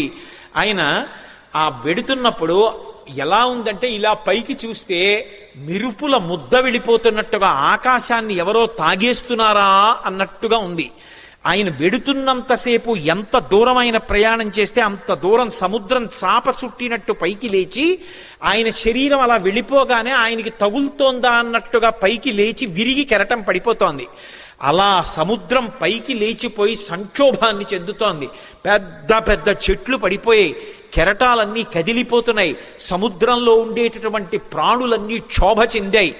ఒక పక్క మేఘమండలాన్ని చీల్చుకుంటూ మేఘాలలోకి వెడుతూ బయటికి వస్తూ తొంగి చూస్తూ చంద్రుడు ప్రయాణిస్తున్నాడా అన్నట్టుగా వెడుతున్నారు. ఆ వెడుతున్నప్పుడు సంధ్యాయా సమవిస్పృష్టం యథాతత్ సూర్యమండలం ముఖం నాసికయా తస్యా తామ్రయా తామ్రమా బభౌ. ముందు నుంచి చూస్తే ఎర్రటి ముఖం, పగడాల ముద్దలా ఉన్నటువంటి ఎర్రటి మూతి, వెనకాల చూస్తే గైరికాది ధాతువులతో ఉన్నటువంటి పర్వతం బద్దలైతే జేగురు రంగులో ఎలా ఉంటుందో అటువంటి పృష్ఠభాగం. ఆ తోక చూస్తే ఇలా స్తంభంలా నిలబెట్టారు. ఇంద్రధ్వజానికి పూజ చేసినప్పుడు ఇంద్రధ్వజాన్ని ఎలా నిలబెడతారో అలా నిలబెట్టారు. అప్పుడప్పుడు ఆ తోకని ఉంచి విసురుతున్నారు. అది ఎలా ఉందంటే గరుత్మంతుడు సముద్రం మీద వెడుతూ ఒక పావుని నోట కరుచుకుని వెడుతున్నప్పుడు అది గింజుకుంటే ఎలా ఉంటుందో ఆ తోక తిరగడం అలా ఉంది. ఒక్కొక్కసారి ఆ తోకని ఇలా ఉంచి తల మీద పెడుతున్నారు. ఆకాశంలో ఒక పెద్ద ఇంద్రధనస్సు ఏర్పడిందా అన్నట్టుగా ఉంది. ఆయన అలా వెడుతుంటే దూరం నుంచి ముందు నుంచి చూస్తే ఎలా ఉన్నారంటే పిబన్నివ భవౌచాపి సౌర్మిమాలం మహార్ణవం పిపాసురవచాకాశం దదృశేష మహాకపి. ఆ దూరం నుంచి పర్వతస్థా వివానలౌ, ఆ రెండు కళ్ళు కూడా ఎక్కడో పర్వతంలో చీకటిగా ఉన్న చోట రెండు నెగళ్ళు వేస్తే ఆ రెండు నెగళ్ళు రెండు అగ్నిహోత్రాలు రగులుతుంటే ఇక్కడి నుంచి చూస్తే ఎలా ఉంటాయో పచ్చగా ఉన్నటువంటి ఆయన కళ్ళు అలా ఉన్నాయి. అలా వెళ్ళిపోతున్నారు. ఆ వెళ్ళిపోతున్నప్పుడు అకస్మాత్తుగా సముద్ర జలాలన్నీ కూడా ఇలా చాప చుట్టినట్టు పైకి లేచి పడిపోతుంటే ఆ సముద్రంలో ఉన్నటువంటి ప్రాణులన్నీ ఒక్కసారి కనపడ్డాయి. తిమివక్రజుషాహ కూర్మాహ దృశ్యంతే వివృతాస్తథా వస్త్రాపకర్షకేణేవ శరీరాణి శరీరిణాం అంటారు మహర్షి. ఒక వ్యక్తి బట్ట కట్టుకుని పడుకుని నిద్రపోతుంటే పెద్ద గాలి అతని మీదకొస్తే బట్ట పైకి లేచిపోతే శరీరావయవములన్నీ ఎలా కనపడతాయో అలా ఎప్పుడూ సముద్రం అడుగున ఉండేటటువంటి ప్రాణులు ఎవ్వరికీ ఎప్పుడూ కనపడనివి హనుమ చేస్తున్నటువంటి గమన శక్తికి చాప చుట్టినట్టు పైకి ఇలా లేచిపోతే తరంగం కింద లోపల ఉన్నటువంటి పెద్ద పెద్ద చేపలు, చిన్న చిన్న చేపలు, ఎండ్రకాయలు, తాబేళ్లు, మొసళ్ళు అన్నీ ఒక్కసారి వెలుతురులో కనపడుతున్నాయి అనుకునేటప్పటికీ పెద్ద చప్పుడుతో ఈ కెరటం వెళ్ళి మళ్ళీ పడిపోతోంది. ఆ కెరటం మళ్ళీ పడిపోతుంటే సముద్రం అంతా కలయి తిరిగిపోతోంది. అలా కలయి తిరిగిపోతుండగా నిర్భయంగా క్రీడిస్తున్నవాడు ఎలా ఉంటాడో అలా ఆకాశ మార్గంలో గమనం చేసి వెళ్ళిపోతున్నారు. అద్భుతమైన ప్రయాణం. నిజంగా శాబ్దిక ప్రత్యక్ష ప్రసారం చేశారు వాల్మీకి మహర్షి. సుందరకాండ ప్రథమ సర్గ చదువుతుంటే మన కళ్ళ ముందు కనపడుతుంది ఆయన వెడుతున్నటువంటి తీరు. ఆ మబ్బుల్లోంచి ఏదో ఒక బంగారు ముద్ద వెళ్ళిపోతుందా అన్నట్టుగా, చంద్రబింబం మబ్బుల్లోంచి ప్రయాణం చేస్తోందా అన్నట్టుగా వెళ్ళిపోతున్నారు. వెళ్ళిపోతుండగా సముద్రుడు చూశాడు. చూసి వెంటనే మైనాకుణ్ణి పిలిచి అన్నాడు. మైనాకుడు బంగారు శిఖరములతో ఉంటాడు. ఆయన యొక్క గర్భంలోనే ఉన్నాడు, సముద్ర గర్భంలో. ఆయనతో అన్నాడు, అహమిక్ష్వాకునాథేన సగరేణ వివర్ధత ఇక్ష్వాకు సచివశ్చాయం నావసీదితుమర్హతి. ఇది రామాయణం చదువుకున్నటువంటి జాతి యొక్క లక్షణాన్ని మహర్షి జ్ఞాపకం చేస్తున్నారు. నేను సముద్రుణ్ణి. ఈ భూమి మీద సముద్రాలు ఎలా ఏర్పడ్డాయో తెలుసా? ఇక్ష్వాకు వంశంలో పుట్టినటువంటి సగర చక్రవర్తి యొక్క కుమారులు 60,000 మంది సగరులు ఈ భూమిని గోతులు తవ్వితే గోతులలోకొచ్చి నిలబడినటువంటి జలములకు సాగరములని పేరొచ్చింది. మేము ఏర్పడ్డాము అంటే దానికి కారణం అదిగో ఇక్ష్వాకు వంశంలో పుట్టిన సగర చక్రవర్తి. ఇవాళ ఆ ఇక్ష్వాకు వంశంలో పుట్టినటువంటి రామచంద్రమూర్తి యొక్క భార్య జాడ తెలియక ఆపద పొందితే రాముడికి సహాయం చెయ్యాలి అని ఆయన యొక్క సచివుడైనటువంటి స్వామి హనుమ నిరాధారమైనటువంటి ఆకాశ మార్గంలో ప్రయాణం చేసి వెడుతున్నారు. మేము ఏర్పడడానికి కారణం ఇక్ష్వాకు వంశంలో పుట్టిన సగరుడైతే ఆ ఇక్ష్వాకు వంశంలో పుట్టిన రాముడికి కష్టం వచ్చినప్పుడు కష్టం తీర్చడానికి వెడుతున్న హనుమకి ఉపకారం చెయ్యాలి కదా. నువ్వు నాలో ఉన్నావు కదా, నా నీళ్లు తాగడానికి పనికిరావు, ఉప్పు నీరు. కానీ నీ ఎందు పర్వతములున్నాయి, ఆ పర్వతాల్లో చెట్లున్నాయి, చెట్లల్లో అనేకమైన తేనెపెట్లున్నాయి, కందమూలాలున్నాయి. ఒక వానరానికి అంతకన్నా ప్రీతికరమైనది ఏది ఉంటుంది? నువ్వు పైకి లేస్తే ఒక్కసారి ఆయన విశ్రమిస్తారు. విశ్రమించి కాస్త తేనె తాగుతారు, కాసిని కందమూలాలు తింటారు, తర్వాత ప్రయాణం చేస్తారు. అటువంటి మహానుభావుడు ఎడుతున్నప్పుడు మనం ఆయనకి కించిత్ ఉపకారం చెయ్యకపోతే ఎంత దోషం చేసినట్టు. పాతాళ సాప్రమేయస్యా ద్వారమావృత్య తిష్టసి తిర్యగూర్త్వమలశ్చైవా శక్తిస్తే శైలవర్ధితం. నువ్వు ఈ సముద్రంలో పడిపోయినప్పుడు పాతాళలోకం నుంచి రాక్షసులు పైకొచ్చేటటువంటి బిలానికి అడ్డంగా పడ్డావు ద్వారానికి. కాబట్టి రాక్షసులు పైకి రాలేరు. కానీ నీకు ఒక శక్తి ఉంది, నువ్వు పైకి పెరగలవు, పక్కలకి పెరగలవు, కిందకి వెళ్ళగలవు. కాబట్టి పైకి లే. స్వామి హనుమ వస్తున్నారు, తొందరగా లే. ఎందుకో తెలుసా? కర్తవ్యమకృతం కార్యం సతాం మన్యుముదీరయేత్. ఆర్షవాక్కు అద్భుతమైన విషయాన్ని చెప్తున్నారు. మహాత్ములకు కోపం రాదు. కానీ అటువంటి మహాత్ములు కూడా కోపగిస్తారు. ఎప్పుడు కోపగిస్తారో తెలుసా? చెయ్యవలసిన పని చెయ్యడం కాదు, చెయ్యవలసిన పని చెయ్యవలసిన సమయానికి చెయ్యకపోతే మహాత్ములకు కూడా ఆగ్రహం వస్తుంది. అందుకని ఆయన దాటిపోక ముందు నువ్వు లేవాలి. అయ్యో నాకు తెలిసి లేచేటప్పటికి ఆయన వెళ్ళిపోయారు అనకూడదు. ఆయన రాకముందు లేచి నిలబడాలి. మహాత్ములు వచ్చేటప్పటికి సిద్ధంగా ఉండాలి. అందుకని వారు రాకముందు లేచి నిలబడు, అంజలి ఘటించు, స్వాగతం పలుకు, పలికి ఆయనకి విశ్రాంతికి స్థానం కల్పించు అనగానే మైనాక పర్వతం సముద్రాన్ని చీల్చుకుని ఒక్కసారి పైకి లేచింది. వచ్చేస్తున్నారు హనుమ ఆకాశ మార్గంలో. అకస్మాత్తుగా ఆ శిఖరముల మధ్యలో బంగారం ఉంటుంది. బాలసూర్యుని యొక్క కిరణములు పడి తెల్లవారుజాము కాలమేమో మరింత శోభిస్తోంది. ఆకాశం అంతా బంగారు వర్ణం పొందేసింది. అకస్మాత్తుగా సముద్రంలోంచి శిఖరములు లేచాయేమో, సముద్ర రంగంతా కూడా బంగారు రంగు అయిపోయింది. ఆ శిఖరములు పైకి లేచాయి. దర్శయామాస శృంగాణి సాగరేణ నియోజిత శాతకుంభమయీ శృంగై సకిన్నరమహోరగై అంటారు మహర్షి. ఆ పర్వత శిఖరములు పైకి లేస్తే దాని మీద కిన్నరులు ఉన్నారు, దాని మీద భయంకరమైనటువంటి సర్పములు ఉన్నాయి, చెట్లున్నాయి, తేనెపట్లున్నాయి, కందమూలాలున్నాయి, బంగారంతో మెరిసిపోతున్నాయి ఆ శిఖరాలు. స్వామి హనుమ చూశారు, ఇదేమి ఇప్పటి వరకు లేనిది సముద్రంలోంచి అకస్మాత్తుగా బంగారు శిఖరాలు పైకి లేచాయే అని. మధ్యే లవణతోయస్య విఘ్నోయమితి నిశ్చిత. అకస్మాత్తుగా సముద్రంలోంచి బంగారు శిఖరాలు పైకి లేచాయంటే ఇది నేను చేస్తున్నటువంటి పనికి, నేను వెడుతున్న కార్యానికి విఘ్నం, నేను ఆగకూడదు అని వరసాపాతయామాస జీమూతమివమారుత తన వక్షస్థలంతో కొట్టారు శిఖరాల్ని. అవి చూర్ణములై పొడి అయిపోయి పడిపోయాయి. సముద్రంలో పడిపోగానే ఒక్కసారి మైనాకుడు పురుష రూపాన్ని దాల్చి నిలబడ్డాడు. అంతరిక్ష స్థిత శ్రీమాన్ ఇదం వచనమబ్రవీత్. ఆకాశంలో నిలబడి స్వామి హనుమతో మాట్లాడుతున్నాడు. మహానుభావ, కృతీచ ప్రతికర్తవ్యం దేశధర్మ సనాతన సోయం తత్ప్రతికారార్థీ తత్వసమ్మానమర్హతి అతిథి కిల పూజార్హ ప్రకృతోపి విజానత. ఈ జాతికి ఒక లక్షణం ఉంది, ఉపకారం చేసిన వాడికి ప్రత్యుపకారం చెయ్యాలి. ఒక ఉపకారాన్ని పొంది తిరిగి ప్రత్యుపకారం చెయ్యకుండా ఉపకారాన్ని మరిచిపోయిన వాడెవరుంటాడో వాడు కృతఘ్నుడు. అటువంటి కృతఘ్నుడికి నిష్కృతి లేదు. కిష్కింధకాండలో కూడా స్వామి లక్ష్మణుడు అంటాడు, బ్రహ్మఘ్నైచ సురాపేచ చౌరే భగ్న వ్రతీ తథా నిష్కృతిర్విహితా సిద్ధి కృతఘ్నో నాస్తి నిష్కృతి. బ్రహ్మహత్య చేసిన వాడికి, దొంగతనం చేసిన వాడికి, సురాపానం చేసిన వాడికి, ఒక వ్రతం చేస్తానని నీళ్లు ముట్టుకుని కూడా వ్రతం చెయ్యకుండా వ్రతభంగం చేసిన వాడికి ప్రాయశ్చిత్తం ఉందేమో కానీ చేసిన ఉపకారాన్ని మరిచిపోయి కృతఘ్నుడై బ్రతికేటటువంటి వాడికి మాత్రం నిష్కృతి లేదంటాడు. కాబట్టి కృతీచ ప్రతికర్తవ్యం దేశధర్మ సనాతన. ఉపకారం చేసిన వాడికి ఉపకారం చెయ్యొద్దు. నేను సముద్రంలో దాక్కున్నాను, దాక్కోవడానికి నాకు అవకాశం ఇచ్చి సముద్రుడు ఉపకారం చేశాడు. అంతేకాదు, నీ తండ్రి నాకు ఉపకారం చేశాడు. ఒకానొకప్పుడు పర్వతాలకన్నిటికీ కృతయుగంలో రెక్కలుండేవి. పర్వతములు ఎగిరి వెళ్ళి ఎక్కడ కావాలంటే అక్కడ దిగేవి. అలా దిగుతున్నప్పుడు గ్రామాలకి గ్రామాలు, మునివాటికలు నశించిపోతుండేవి. అందరూ హాహాకారాలు చేస్తే దేవేంద్రుడు తన వజ్రాయుధంతో పర్వతాలకు ఉండేటటువంటి రెక్కలు తరిగేశాడు. అలా తరిగేస్తున్నప్పుడు నా రెక్కలు కూడా తరిగేస్తాడని నేను భయపడి భయంతో రెక్కలు ఉన్నా ఎగరలేక ఉండిపోయాను.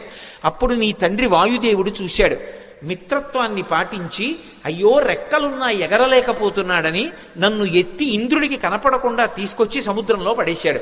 నేను వెళ్ళి రాక్షసుడు పైకొచ్చేటటువంటి బిలమార్గానికి అడ్డుగా పడ్డాను. ఇంద్రుడు ఓరకంట చూసి పోనీలే భయంతో కదలడు కాబట్టి బిలమార్గం మూసుకుంది, రాక్షసులు పైకి రారు, ఉభయత్రా ఉపకారం జరుగుతుందని ఊరుకున్నాడు. రెక్కలున్నా కదలలేక ఆనాటి నుంచి ఈనాటి వరకు సముద్రంలో పడున్నాను. నీ తండ్రి వాయుదేవుడు నాకు ఉపకారం చేశాడు. ఆ తండ్రికి కొడుకువి నువ్వు. ఆత్మావై పుత్రనామాసి. ఆయనకి ఉపకారం చేస్తే ఎంతో, ఆయన కొడుక్కి ఉపకారం చేస్తే అంతే. అందుకని నువ్వు వెడుతున్నప్పుడు నీకు నేను ఉపకారం చెయ్యొద్దు. అతిథి కిల పూజార్హ ప్రకృతోపి విజానత. అసలు ఒక అతిథి లభించడమే చాలా కష్టం జీవితంలో. అటువంటిది మహాప్రాజ్ఞుడు, నవవ్యాకరణ పండితుడు, స్వార్థం లేనివాడు, రామచంద్రమూర్తి యందు అపారమైన భక్తి కలిగినటువంటి నీ వంటి మహాపురుషుడు అతిథిగా లభించడం అంటే నేను పొందిన అదృష్టం. నిపత్య మమశృంగేషు విశ్రమస్వ యథాసుఖం. ఒక్కసారి నా పర్వత శిఖరముల మీద దిగవయా, కాసేపు విశ్రాంతి తీసుకో, ఇంత తేనె తాగు, కాసిని కందమూలాలు తిను, కించిత్ విశ్రమించు, మళ్ళీ బయలుదేరి వెళ్ళిపో అన్నారు. విన్నారు హనుమ. ఒక్కసారి నవ్వి ప్రీతోస్మి కృతమాతిథ్యం మన్యురేషోపనీయతాం త్వరతే కార్యకాలో మే అహస్యాప్యతివర్తతే ప్రతిజ్ఞాతమయా దత్తానస్తాతం వ్యభిహాంతరే అంటారు. ప్రీతోస్మి కృతమాతిథ్యం, చాలా సంతోషం, మీరు నాకు ఆతిథ్యం ఇచ్చినట్టే, మీరు నాకు అన్నీ పెట్టినట్టే, కానీ అన్యురేషోపనీయతాం, మన్యువు పెట్టుకోకండి, అంటే కోపం పెట్టుకోకండి మనసులో. మీరు అన్న మాట నేను పాటించలేదని ఏమనుకోకండి, నేను ప్రతిజ్ఞ చేశాను. రామకార్యం మీద ఎక్కడా ఆగను, రామచంద్రమూర్తి విడిచిపెట్టిన బాణం ఎలా వెడుతుందో అలా వెడతానన్నాను. అలా వెడతానన్నవాడిని అలా వెళ్లకుండా మధ్యలో దిగి విశ్రాంతి తీసుకుని వెడితే రామబాణంలా వెళ్ళినట్టు ఎలా అవుతుంది? ఇది హనుమ యొక్క ప్రజ్ఞ. అంతటి ప్రాజ్ఞుడైన, అంత శక్తివంతుడైన కేవలం నా ప్రయత్నం చేత సాధిస్తాననరు. రామచంద్రమూర్తి యొక్క సహాయం కావాలి. యథా రాఘవ నిర్ముక్త శరశ్వసన విక్రమ, రాముడు వదిలిన బాణంలా వెడతాను. రామానుగ్రహం ఉండాలి. ఎవడైనా జీవితంలో వృద్ధిలోకి రావాలనుకున్నవాడు తాను చెయ్యవలసిన పని తాను చేస్తూ, తన ప్రయత్నం తాను చేస్తూ, ప్రయత్నానికి పక్కన భగవంతుని యొక్క అండదండలు కూడా కలగాలని కోరుకోవాలి. భగవంతుని యొక్క ఏ అనుగ్రహం లేకుండా కేవలం తన ప్రయత్నం వలన సాధిస్తాననుకోవడం మూర్ఖత్వం. ఎప్పుడూ అలా సాధించలేడు. ఈశ్వరుని యొక్క అనుగ్రహం తోడు కావాలి. అందుకే నేను కాదు, రాముడి విడిచిన బాణంలా వెడతాను, రామానుగ్రహం నా యందు నిలబడాలన్నారు. అందుకే మహానుభావుడు నేను రామబాణంలా వెడతానని ప్రతిజ్ఞ చేసి మధ్యలో ఆగలేను. అవతల వేళ దాటిపోతోంది, తొందరగా వెళ్ళాలి, ఏమనుకోకండి. ఎంత మర్యాదగా మాట్లాడతారో. ఒక్కసారి ముట్టుకున్నారు, ప్రీతోస్మి కృతమాతిథ్యం, మీరు నాకు ఆతిథ్యం ఇచ్చినట్టే. ఒక్కసారి ఇలా చెయ్యి వేశారు, ముందుకి దాటి వెళ్ళిపోయారు. సమస్త భూతములు ఆశ్చర్యపోయే, ఏమి ప్రజ్ఞావంతుడు! ఉపాసకుడు ముందు దైవాన్ని ఉపాసన చేయడం మొదలు పెట్టగానే ముందొచ్చేటటువంటి ప్రతిబంధకం ఏమిటంటే నమస్కారం. వద్దు మహాప్రభో అన్నా సరే వచ్చి కాళ్ళ మీద పడిపోతారు. ఎక్కడ కనబడితే అక్కడ నమస్కారాలు చేస్తారు. ఇవన్నీ బాగానే ఉన్నాయి, నా అంతవాడు ఎవడుంటాడని లోకంలో అనుకున్నాడో చతికిల పడి జారిపోతాడు. కాదు కాదు, ఇవన్నీ నమస్కారాలు ఈశ్వరుడికి చెందుతాయి. నేనంతటి వాడిని నిమిత్తమాత్రం అనుకున్నవాడు ఎవరున్నాడో వాడు వృద్ధిలోకి వస్తాడు. అందుకే మైనాకుడంతటి వాడు బంగారు శిఖరములతో పైకొచ్చిన ముట్టుకుని మర్యాదగా వెళ్ళిపోయారు తప్ప అక్కడ దిగలేదు, నిలబడలేదు, ముందుకెళ్ళిపోయారు. చూశారు, మహర్షులు చూశారు, గంధర్వులు చూశారు, కిన్నెర కింపురుషులు చూశారు, సిద్ధులు చూశారు, సాధ్యులు చూశారు. గబగబా నాగమాత సురస దగ్గరికి వెళ్ళారు. వెళ్ళి ఆవిడితో అన్నారు, అమ్మా అమ్మా ఆశ్చర్యం, అయం వాతాత్మజ శ్రీమాన్ ప్లవతే సాగరోపరి హనుమాన్ నామ తస్యత్వం ముహూర్తం విఘ్నమాచర. అమ్మా ఆశ్చర్యం చూశావా? స్వామి హనుమ సముద్రాన్ని లంఘించి వెళ్ళిపోతున్నారమ్మా. నువ్వు నాగమాతవి, సురసవి, ఏది ఒక్కసారి రాక్షస రూపాన్ని పొంది విఘ్నాన్ని కల్పించు. ఆయన ఏ పాటి నిలదొక్కుంటారో చూద్దాం. అమ్మ వెళ్ళిపోతున్నారమ్మా, తొందరగా విఘ్నం కల్పించు అన్నారు. అడగచ్చా మాట అంటే ఇందులో ఒక విశేషం ఉంది. అసలు ఆ పేరే ఎంత గొప్ప పేరో, సురస. 3 అక్షరాలు కాబట్టి బేసి సంఖ్య. ఆడపిల్ల పుట్టినప్పుడు పెట్టడానికి యోగ్యమైన పేరు. పైగా అది నాగుల యొక్క తల్లి, అన్నిటిని మించి దక్ష ప్రజాపతి యొక్క కూతురు. అందుకని దాక్షాయణి అన్న పేరు అన్వయం అవుతుంది. ఆవిడ సామాన్యురాలు కాదు, అంత గొప్ప తల్లి. అందుకే సురస అని పేరు పెట్టారు. ఒక రకమైనటువంటి ఓషధికి ఈ పేరుకి అన్వయం అయ్యేటటువంటి పేరుతో పిలవడం అనేటటువంటిది లోకంలో సంప్రదాయంగా ఉంది. నాగసుగంధి అని. సురస 3 అక్షరాలు. అసలు ఆ పేరు పిలవడమే ఎంత అందంగా ఉంటుందో చూడండి. మంచి రసము, సురస. సురస ఎవరు? నాగమాత ఎవరు? ఎందుకు వచ్చింది? అసలు ఆవిడ్ని ఎందుకు తీసుకొచ్చారు దేవతలు? ఆవిడ్ని ఎందుకు తీసుకొచ్చారు సిద్ధులు, సాధ్యులు, యక్షులు, గంధర్వులు, కిన్నెరుడు, కింపురుషులు? అంటే ఈ సురస ఎవరో కాదు, కశ్యప ప్రజాపతి భార్యలలో ఒకటి అయినటువంటి కద్రువ. మీరు పూర్వం మహాభారతంలో ఆదిపర్వంలో ప్రారంభం కథ అదే. వినతా కద్రువుల కథ విని ఉంటారు. కద్రువ వినతయందు అసూయ చెందింది. అసూయ చెంది వినతతో దాస్యం చేయించుకోవడమని ఇంద్రుడి యొక్క ఉచ్చైశ్రవం అనేటటువంటి తోకకి పాము చుట్టుకునేటట్టుగా చేసింది. పాములన్నీ ఆమె పిల్లలు, అందుకే ఆమె నాగమాత. రామాయణంలో నాగమాత సురస అంటారు. ఆ కద్రువ గరుత్మంతుణ్ణి పరీక్షించింది. వినతకి కుమారుడుగా గరుత్మంతుడు వచ్చాడు, అందుకే వైనతేయుడు. ఆయన తల్లి యొక్క శాపాన్ని పోగొట్టాడు, అమృతాన్ని తీసుకొచ్చాడు. పైకి వెళ్ళి యథేచ్ఛగా ఆయన్ని ఎవ్వరూ అడ్డుకోలేకపోయారు. దేవలోకానికి వెళ్ళి అమృతాన్ని తీసుకొచ్చినవాడు గరుత్మంతుడు. పుట్టగానే పైకి గిరినవాడు గరుత్మంతుడు. పుట్టి అమ్మకి పేరు తెచ్చినవాడు గరుత్మంతుడు. ఆయన యొక్క తేజస్సు అప్రతిహతం. ఆయన వెడుతుంటే ఆయన యొక్క రెక్కల అల్లార్పుకి ఆ కాంతికి సమస్త లోకాలు స్తంభీభూతములైపోతాయి. అలా వెడతాడు ఆయన, అలా వెడతారు హనుమ. పుట్టగానే పైకి గిరిన వారు హనుమ. గరుత్మంతుడు ఎలా అమృత భాండానికి ఎలా వెళ్ళాడో అలా వెడుతున్నారు సీతాదర్శనానికి హనుమ. అక్కడ దేవతల్ని ఓడించాడు గరుత్మంతుడు, ఇక్కడ రాక్షసుల్ని ఓడించాలి హనుమ. గరుత్మంతుడు శ్రీ మహావిష్ణువుకి వాహనం, హనుమ విష్ణుస్వరూపమైన రామచంద్రమూర్తికి వాహనం. గరుత్మంతుడు ఒక్క విష్ణువుని వహిస్తాడు, కానీ హనుమ కిమేష భగవాన్ నంది భవే సాక్షాత్ దిహాగత ఏన శక్తోస్మి కైలాసే మయా సంచలితే పురా అన్నాడు సుందరకాండలో రావణాసురుడు ఒక చోట. సాక్షాత్ నందీశ్వరుడిలా కనపడతారు, అందుకని నందీశ్వరుడే శివుణ్ణి వహిస్తారు. గరుత్మంత స్వరూపంలా తాను కూడా శ్రీ మహావిష్ణువుని రామచంద్రమూర్తిని వహిస్తారు. అందుకని గరుత్మంతుడు వాహనం, హనుమ వాహనం. అందుకే ఇప్పటికే హనుమద్వాహనం అని లోకంలో వాహనాలు తిరుగుతున్నప్పుడు హనుమద్వాహనం మీద కూడా వెడతారు స్వామి.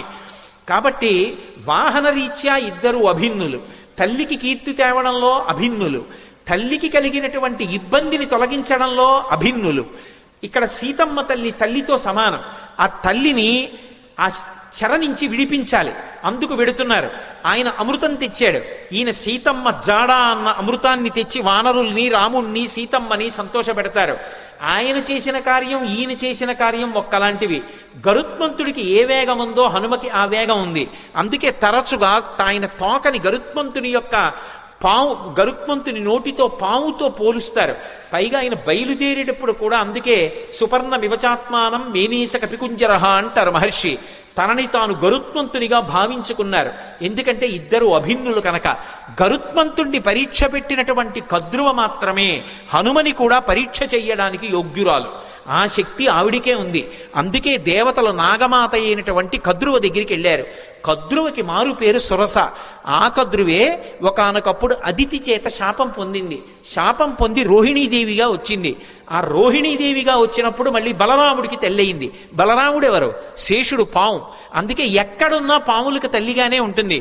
బలమమిగుల కలగ బలభద్రుడనిలో ఒక రమణుడకుట చేసి రాముడనియో సతికి పుట్టె గర్భ సంకర్షణంబున సంకర్షణుండనడి ఘనుడు సుతుడు అంటారు పోతన గారు భాగవతంలో.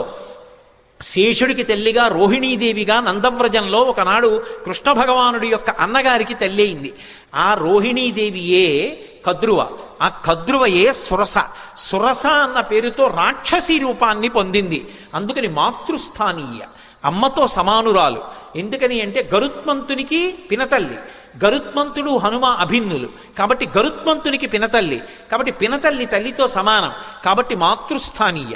రాక్షసీ రూపాన్ని పొందింది. పక్కనున్నటువంటి వినతని బాధపెట్టింది, వైనితేయుల్ని బాధపెట్టింది, తన పిల్లల్ని మొయ్యమంది పావుల్ని గరుత్మంతుణ్ణి. అలా గరుత్మంతుణ్ణి ఎలా శోధించిందో అలా ఇక్కడ హనుమని శోధించాలి. బాధ పెట్టినట్టు కనపడాలి, బాధ పెట్టి హనుమ యొక్క గొప్పతనాన్ని లోకానికి చాటాలి. అక్కడ గరుత్మంతుణ్ణి ఎలా పరీక్షించిందో ఇక్కడ అలా హనుమని పరీక్షించడానికి అధికారము కలిగినటువంటిది కద్రువ ఒక్కతే. అందుకే కద్రువని రాక్షసీ రూపంతో రమ్మన్నారు. కద్రువ రాక్షసీ రూపాన్ని పొంది వస్తే దాని పేరు సురస.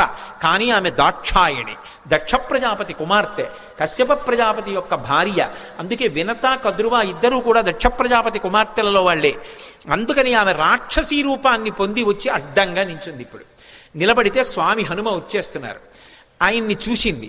చూసి ఆవిడంది, నువ్వు ఒక్కసారి నా నోట్లోకి ప్రవేశించు, భక్షయిష్యామి, నేను తినాలనుకుంటున్నాను, ప్రవిష్టోస్మి మమాననం, నా నోట్లోకి నువ్వు రా అంది. తినాలనుకున్న వాళ్ళు తినేస్తారు, అంతేకాని నా నోట్లోకి నువ్వు రా ఏమిటి అంటే పరీక్షిస్తోంది అక్కడ. అంతేకాని సింహిక తినేసినట్లు తినేయాలనుకోవడం ఆవిడ లక్షణం కాదు, శోధించడానికి వచ్చింది. ఇక్కడ వివేకం కావాలి. ఇలా ఎందుకంది ఆ మాట? ప్రవిష్టోస్మి మమాననం అని ఎందుకనాలి? భక్షయిష్యామి, నిన్ను నేను తినేస్తాను, నా నోట్లోకి రా అనరు. తినేయాలనుకున్న వాళ్ళు తినడానికి ఆపేస్తారు వేగాన్ని, ఆపి నోరు తెరిచి పట్టుకుంటారు. ఆవిడ నోరు తెరిచి పట్టుకోవట్లేదు, నోరు తెరిచి రా అంటోంది. ఏమిటి తేడా? ఎందుకని?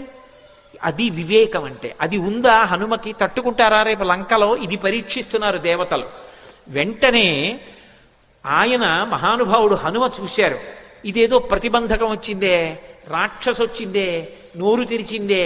ఆయన ఏం బెంగపెట్టుకోలేదు. వెంటనే ప్రహృష్టవదన శ్రీమాన్ ఇదం వచనమబ్రవీత్. ఆయన ముఖంలో సంతోషం అలాగే ఉంది. ఉపాసన చేసేవాడు దైవాన్ని చేరాలనుకునేవాడికి అనేకమైన కష్టాలు వస్తాయి. ఒక్కొక్కసారి సన్మానాలు వస్తాయి, ఒక్కొక్కసారి పెద్దవాళ్లతో పరిచయాలు వస్తాయి, ఒక్కొక్కసారి ఎంతటి వాళ్ళు నమస్కారం చేస్తారు, ఒక్కొక్కసారి ఎవడో రాళ్ళు విసురుతాడు. ఆ రాళ్ళు విసిరాడని బెంగ పెట్టుకోకూడదు, పువ్వులు జల్లారని పొంగిపోకూడదు. రెండిటికీ తట్టుకోవాలి. సురస వచ్చి ఎదురుగుండా నిలబడింది రాక్షసీ రూపంలో. ఆయన బెంగ పెట్టుకోలేదు. బెంగ పెట్టుకోలేదని చెప్పడానికి మహర్షి అద్భుత ప్రయోగం చేస్తారు. ప్రహృష్టవదన శ్రీమాన్ ఇదం వచనమబ్రవీత్. పరమ సంతోషంతో ఆవిడ వంక చూశారు. చూసి రామకథ చెప్తారు. హనుమ సుందరకాండలో 1కి 10 మాటలు రామకథ చెప్తారు, అందుకు వింటారు సుందరకాండ. కానీ చెప్పేటప్పుడు మళ్ళీ మొత్తం కథంతా చెప్పరు. ఎక్కడ ఎలా చెప్పాలో అలాగే చెప్తారంతే. ఒక్కొక్క చోట సంక్షిప్తంగా చెప్తారు. ఈ పరిస్థితుల్లో రామకథ వివరంగా చెప్పడం కుదరదు. అందుకే ఎంత సంక్షిప్తంగా చెప్పారంటే, రామో దాశరథిర్నామ ప్రవిష్టో దండకాననం లక్ష్మణేన సహభ్రాత వైదేహ్యా చాపి భార్యయా అథవా మైథిలీం దృష్ట్వా రామంచా క్లిష్టకారిణం ఆగమిష్యామితే వక్త్రం సత్యం ప్రతిశృణోమితే అన్నారు. అమ్మా, దశరథ మహారాజు గారి కొడుకు రామచంద్రమూర్తి సీతమ్మతో కలిసి తండ్రిని సత్యమునందు నిలబెట్టడానికి అరణ్యవాసానికి వస్తే రాముడి భార్య అయిన సీతమ్మని రావణుడన్న రాక్షసుడు అపహరించాడమ్మా. ఆ సీతమ్మ జాడ కనిపెట్టడానికి వెడుతున్నాను. ఒక్కసారి సీతమ్మ జాడ తెలుసుకుని రామచంద్రమూర్తికి చెప్పి వచ్చి నీ నోట్లోకి వచ్చేస్తాను, నన్ను మన్నించమ్మా, వదిలిపెట్టు అన్నారు. ఆవిడ తినేస్తానంటలేదు, పట్టుకోవట్లేదు. ఆవిడంది కుదరదు, ఇది దేవతల వరం, అంటే నిన్ను పరీక్షించాలి, దేవతలు అడిగారు కాబట్టి నువ్వు నా నోట్లోకి వచ్చి వెళ్ళు అంది. నా నోట్లోకి వచ్చాక ఏమో నాకు ఆహారం అయిపోవచ్చు, నువ్వు పరీక్ష తట్టుకోలేకపోవచ్చు, కాబట్టి నా నోట్లోకి వచ్చి వెళ్ళు అంది. ఆయన అన్నారు, అలాగేనా అమ్మా, తప్పదా, అలాగే పెడతాను అన్నారు. పెద్ద శరీరం పెంచారు. ఆ శరీరం పట్టద్దు, ఆవిడ నోరు తెరిచింది. ఇంకొంచెం పెంచారు, ఇంకొంచెం నోరు తెరిచింది. ఆయన అపారమైన వివేకం ఉన్నవాడు, మహానుభావుడు. హనుమంటే సశింక్షిప్యాత్మనక్తాయం బభూవాంగుష్ఠమాత్రక. బొటన వేలంత చిన్నవారు అయిపోయారు అకస్మాత్తుగా. సురస పెద్ద నోరు తెరిచి ఇంకా పెంచుతారనుకుంటోంది. ఆయన బొటన వేలంతా అయిపోయి చటుక్కున లోపలికి వెళ్ళి బయటకు వచ్చేశారు. అమ్మా, ప్రవిష్టోస్మిహితే వక్త్రం దాక్షాయని నమోస్తుతే గమిష్యే యత్ర వైదేహీ సత్యం జాసీధరస్తవా అన్నారు. అమ్మా, నీ నోట్లోకి వెళ్ళమన్నావు కదా, ప్రవిష్టోస్మిహితే వక్త్రం దాక్షాయని నమోస్తుతే. కనిపెట్టేశారు మహానుభావుడు, మహావివేకశాలి. అమ్మా, నువ్వు దాక్షాయణివి, దక్ష ప్రజాపతి కుమార్తెవి, కద్రువవి, సొరసగా వచ్చావు, నన్ను పరీక్షిస్తున్నావమ్మా, నీకు నమస్కారం. నన్ను తినడం నీ ఉద్దేశ్యం కాదు, శోధిస్తున్నావంతే. అమ్మా, అనుగ్రహించమ్మా, నన్ను ఆశీర్వదించమ్మా, సత్యం దాసీధరస్తవా, నేను వెళ్ళి ఆ వైదేహి జాడ కనిపెట్టాలమ్మా అన్నారు. పొంగిపోయింది ఆవిడ. గరుత్మంతుడిని ఎలా ఆశీర్వదించిందో అలాగే ఆశీర్వదించింది. అర్ధసిద్ధ్యై హరిశ్రేష్ట గచ్చ సౌమ్య యథాసుఖం సమాన ఈశ్వ వైదేహీం రాఘవేణ మహాత్మన. నాయనా, నీకు అభయం ఇస్తున్నాను, వెళ్ళు. సంతోషంగా బయలుదేరి వెళ్ళి సీతమ్మ జాడ కనిపెట్టి సీతారాముల్ని కలిపినవాడు హనుమ అనేటటువంటి అద్భుతమైన కీర్తిని పొందు అంది. సుందరకాండకున్న గొప్పతనం ఏమిటో తెలుసా? అక్కడ మైనాకుడు పైకొచ్చాడు. ఆయన ఏమి హనుమ ఆతిథ్యం పుచ్చుకోలేదు. పుచ్చుకోకుండా ఇలా ముట్టుకుని వెళ్ళిపోయారు. వెళ్ళిపోగానే పైకి తేలి ఉన్నాడు కదూ, ఇంద్రుడు వచ్చాడు. ఇంద్రుడు రాగానే తన రెక్కలు తరిగేస్తాడనుకున్నాడు మైనాకుడు. ఆయన అన్నాడు, వచ్చి చూసి, హిరణ్యనాభ శైలేంద్ర పరితిష్టోస్మితే భృజం అభయంతే ప్రయచ్ఛామి తిష్ట సౌమ్య యథాసుఖం అన్నాడు. ఓ మైనాకుడా, నాకు తెలుసు నువ్వు సముద్రంలో ఉన్నావని, ఎప్పుడో అప్పుడు పైకొస్తావు, నీ రెక్కలు తరిగేద్దాం అనుకున్నాను, కానీ రామకార్యం మీద వెడుతున్న హనుమకి ఆతిథ్యం ఇవ్వడానికి నీ రెక్కలు తెగిపోయినా పర్వాలేదని పైకొచ్చావు. ఇవ్వాల నీకు అభయం ఇస్తున్నాను, నీ రెక్కలు తరగను, నువ్వు అలాగే సంతోషంగా కూర్చో, నీ జోలికి రానని వెళ్ళిపోయాడు. మీరు గమనించండి, రామకార్యం మీద వెడుతున్న వాడికి మాట సాయం చేస్తే సంపాతికి కాలిపోయిన రెక్కలు వచ్చాయి. రామకార్యం మీద వెడుతున్న వాడికి గుక్కెడు మంచినీళ్లు ఇవ్వలేదు, తాగలేదు. తాగమని అడిగినందుకు గాను ఉత్తర క్షణంలో ఉన్న రెక్కలు నిలబడ్డాయి భద్రంగా. రామ కథకి సుందరకాండకి ఉండేటటువంటి శక్తిని చెప్పకుండా చెప్తారు మహర్షి. ఇక్కడికి వచ్చేటప్పటికి సురసని దాటి ముందుకెళ్ళిపోతున్నారు. సురస అంటే ఎవరో కాదు, సంసారమే సురస. సంసారాన్ని దాటడం కాదు సుందరకాండ తత్వంగా చెప్పినప్పుడు. సంసారంలోకి ప్రవేశించనంటే కుదరదు. సంసారంలో ప్రవేశించకుండా నేను ఏదో అలా ఉండిపోతానండి అంటే అకస్మాత్తుగా కామము ధర్మమును విడిచి కాటు వేసిందా జారి కింద పడిపోతాడు. కామమునకు అర్థమునకు ధర్మం ఇచ్చి ధర్మము చేత కట్టు వెయ్యాలి. కట్టు వేసి సంసారమునందుండి సంసారమునకు అంటుకోకుండా సంసారాన్ని పరిశీలించి సంసారమునకు నమస్కరించి సంసారము యొక్క అనుగ్రహంతో వైరాగ్యాన్ని పొంది కొబ్బరి పెంకు కట్టుకున్న కొబ్బరి కురిడి అయిపోయిన తర్వాత విడిపోయినట్టు సంసారము నుండి విడివడాలి. అలా విడివడేటటువంటి ప్రజ్ఞ ఏది ఉందో అది సంసారములోకి వెళ్ళి పైకి రావడం, ఆ ప్రజ్ఞని ఆవిష్కరించడం, సురస నోట్లోకి వెళ్ళి పైకి రావడం. కాబట్టి మహానుభావుడు మనకి మార్గాన్ని నేర్పి ఇది కదా సుందరకాండని పేరు పెట్టడానికి మహర్షి ఎంచుకున్నటువంటి అన్వయ క్రమం. లోపలికి వెళ్ళి పైకొచ్చారు, సురస ఆశీర్వచనం పొందారు, మరికొంచెం ముందుకెళ్ళారు. వెళ్ళేటప్పటికీ అకస్మాత్తుగా ఆయన యొక్క గమనం కుంటుపడిపోయింది. ముందుకు వెళ్ళలేకపోతున్నాను, నన్ను ఏదో మహాభూతం ఆపేసింది, నా గమనం కుంటుపడిపోయింది, నా శక్తి క్షీణించిపోయింది, ఎందువలన అని చూశారు. చూసేటప్పటికీ వక్త్రం ప్రసారయామాస పాతాళాంతర సన్నిభౌ, ఒక పెద్ద ప్రాణి ఒకటి నీళ్లల్లో పడుకుని ఉంది. అది దానికి ఒక లక్షణం ఉంది. ప్లవమానంతు తం దృష్ట్వా సింహికా నామరక్షసి మనసా చింతయామాస ప్రవృద్ధా కామరూపిణి. ఇది మీరు జాగ్రత్తగా గమనించాలి. కిష్కింధకాండలో దక్షిణ దిక్కు కెడుతున్నప్పుడు వానరులందరినీ పిలిచాడు సుగ్రీవుడు. ఆయన్ని వాలి వెంట తరిమినప్పుడు భూమండలం అంతా తిరిగాడు. అందుకని ఆయనకి తెలుసు ఎక్కడే ఉందో. అన్ని దిక్కులకి వెళ్ళిన వాళ్ళకి చెప్పాడు. తూర్పు దిక్కు కెడితే ఏముంటుందో చెప్పాడు, ఉత్తరాన్ని చెప్పాడు, పశ్చిమం చెప్పాడు, దక్షిణం చెప్తూ మిగిలిన దిక్కులలో సముద్ర గర్భంలో రాక్షసులు ఉంటారు పురుషస్వరూపంతో. దక్షిణ దిక్కున ఉండేటటువంటి సముద్రంలో రాక్షసి ఉంటుంది, స్త్రీ. ఆమె పేరు అంగారిక అని చెప్పాడు. అంగారిక అన్న మాటకు అర్థం ఏమిటో తెలుసా? అంగములను శోషింపచేయగలిగినటువంటి విద్యుత్ సంబంధమైనటువంటి అగ్నిస్వరూపం. అందుకే సింహస్వరూపంగా ఉంటుంది. సింహిక స్త్రీవాచకం. అది పడుకునుంది, దానికి ఒక శక్తి ఉంది. అది చూసిందనుకోండి, ఆ చూసిన శక్తి చేత ఆపేస్తుంది, అవతల వాళ్ళ యొక్క శక్తి తనకి లాగేస్తుంది.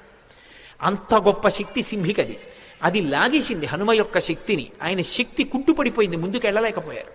ఆగిపోయి కిందకి చూశారు. ఏమి ఆపింది నన్ను అని చూశారు. ఒక్కసారి ఊర్ధమూల మధశ్చైవ వీక్షమాణస్తత కపి దదృశీస మహత్సత్వా ఉద్దితం లవణాంభసి తదృష్ట్వా చింతయామాస మారుతిం వికృతానినం కపిరాజేన కదితం సత్వమద్భుత దర్శనం. ఓసారి కిందకి చూశారు, పైకి చూశారు, పక్కలకి చూశారు, నీటిలోకి చూశారు. పెద్ద నోటితోటి మహాప్రాణి ఒకటి పడుకునుంది. గమనించారు. ఓ, దీని గురించే సుగ్రీవుడు బయలుదేరే ముందు చెప్పాడు. ఒక మహాప్రాణి దక్షిణ సముద్రంలో కనపడుతుందని చెప్పాడు. అది పైన వెడుతున్న వాణ్ణి కూడా దూరం నుంచి చూసి కూడా వాడి శక్తిని లాగుతుందని చెప్పారు. ఇదేనమాట. దీన్ని ఉపేక్షించకూడదు. ఇది చంపే లక్షణం ఉన్నది. సురస చంపదు, ప్రవేశించి బయటికి వెళ్ళచ్చు, అనుగ్రహించడానికి వస్తుంది. సంసారం చంపేయడానికి రాదు. సంసారాన్ని సక్రమంగా వినియోగించుకోగలిగిన వాడు ధర్మం చేత అర్ధకామములను ముడివేసి చక్కటి వైరాగ్యాన్ని పొంది వానప్రస్థుగా మిగిలిపోయి ఈశ్వరుడికి దగ్గరవుతాడు.